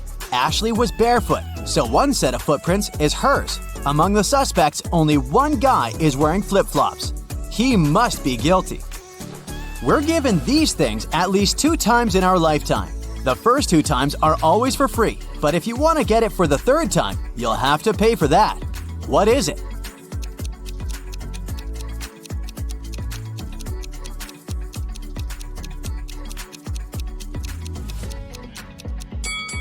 These are teeth.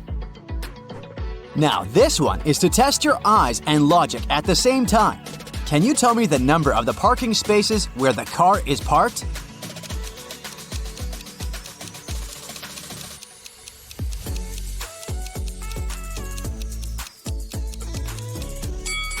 It's the question of the point of view here, so instead of reading it from left to right, change the angle and you'll see the numbers 86, 88, 89, and 90. Therefore, the number of parking spaces is 87. Kelly stands on one side of a river and her cat somehow ended up on the other. Kelly calls her cat, but you know, these guys aren't into water and swimming in general. However, the cat immediately crossed the river without getting wet, and there were no boats or bridges. How?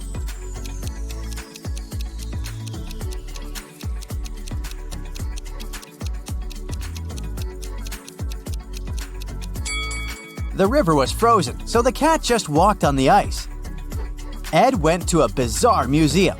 Rumor has it that some of the paintings are hiding real people and even monsters behind the frames. Look at this exposition and find what painting Ed should stay away from.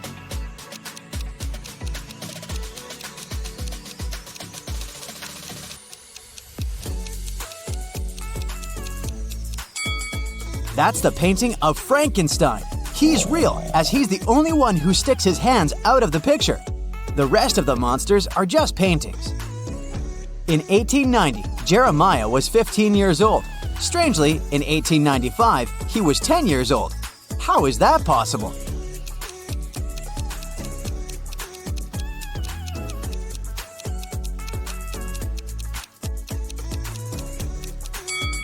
Thing is, Jeremiah was born in 1905 BCE. The calendar worked the other way around back then. Luke had a very strict math teacher. One day, when he wasn't on his best behavior, the teacher got angry and said he would send him to a detention room. Luke asked the teacher not to do this, and the teacher said he wouldn't if Luke managed to prove an equation. The equation was 8 plus 8 equals 4.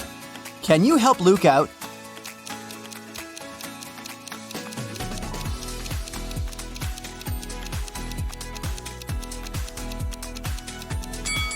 I gotta admit, the teacher cheated a tad bit. It's not about math, but about logic. 8 a.m. plus 8 hours equals 4 p.m. Luke, you'd better behave.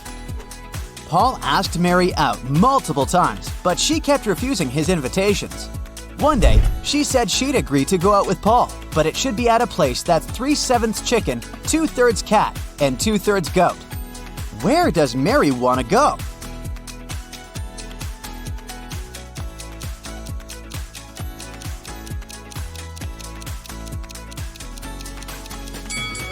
Seems like Mary's never been to Chicago. Emily told her husband, Jay, that she wanted to invite her friends to dinner at their house. Jay asked how many friends she was going to invite. Emily said that they're all brunette, but 2. They're all redheaded, but 2. And they're all blonde, but 2. So, how many friends does Emily want to invite?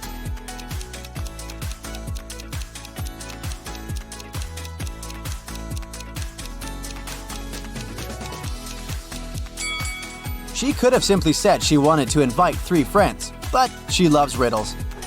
Alright, this one went viral on the internet some time ago. If you've missed it, let's crack it right now. I met a man on the London Bridge. He tipped his hat and drew his name. In this riddle, I told you his name. What's his name?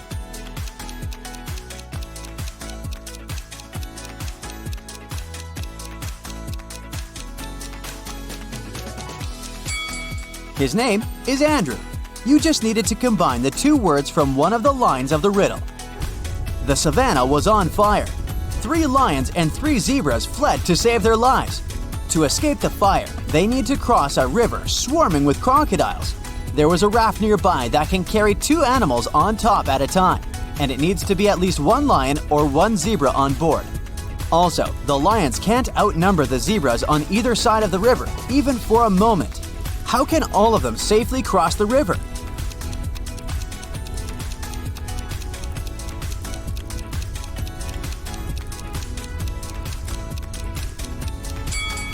First, a lion and a zebra should cross the river.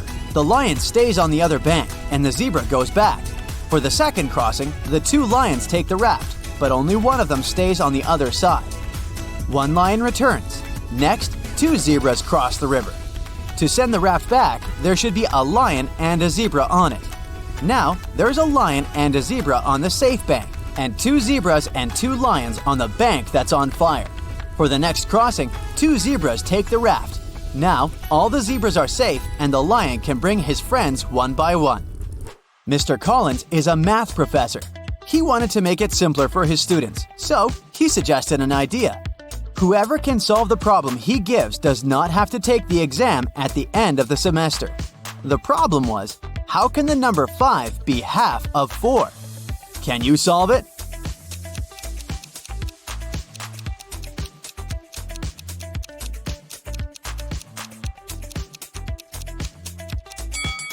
Well, to solve the problem, you need to use Roman numerals and not Arabic as we typically do. In Roman numerals, IV stands for 4 and V stands for 5. Seems like 5 is indeed half of 4, according to this logic. This one is a bit tricky, so be alert. First, think of the color of the cloud. Then, think of the color of the snow. And finally, think of the color of a bright full moon. Now answer quickly, what do cows drink?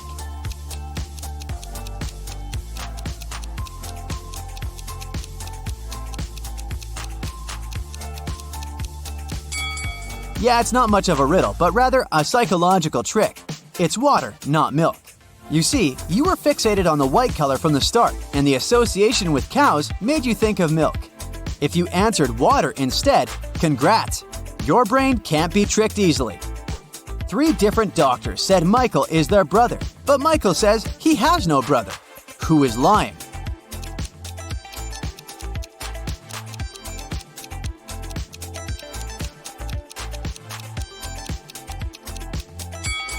Actually, no one's lying. The 3 doctors are Michael's sisters. Amy and Parker were walking in the woods when they saw an old hut. They walked inside, but the door they entered suddenly disappeared. Instead, 3 new doors appeared. Behind the first one, there were venomous spiders. Behind the second door, arrows were flying across at head height. At the third door, hit a 30-foot drop. Which door leads to freedom?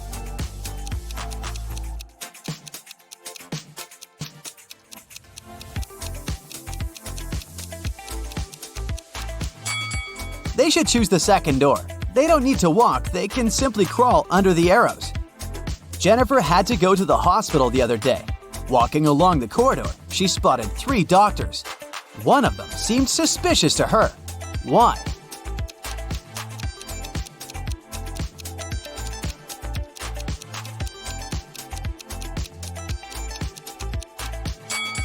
Look at the doctor on the left. He's got wolf eyes and teeth, and there's no badge on his uniform. I wouldn't let a werewolf examine me. Patrick met a stranger yesterday, and he immediately knew who he was. He hadn't seen this person before, and no one had ever described him to Patrick. This person wasn't a celebrity, and he wasn't doing anything unusual. How come he knew who he was?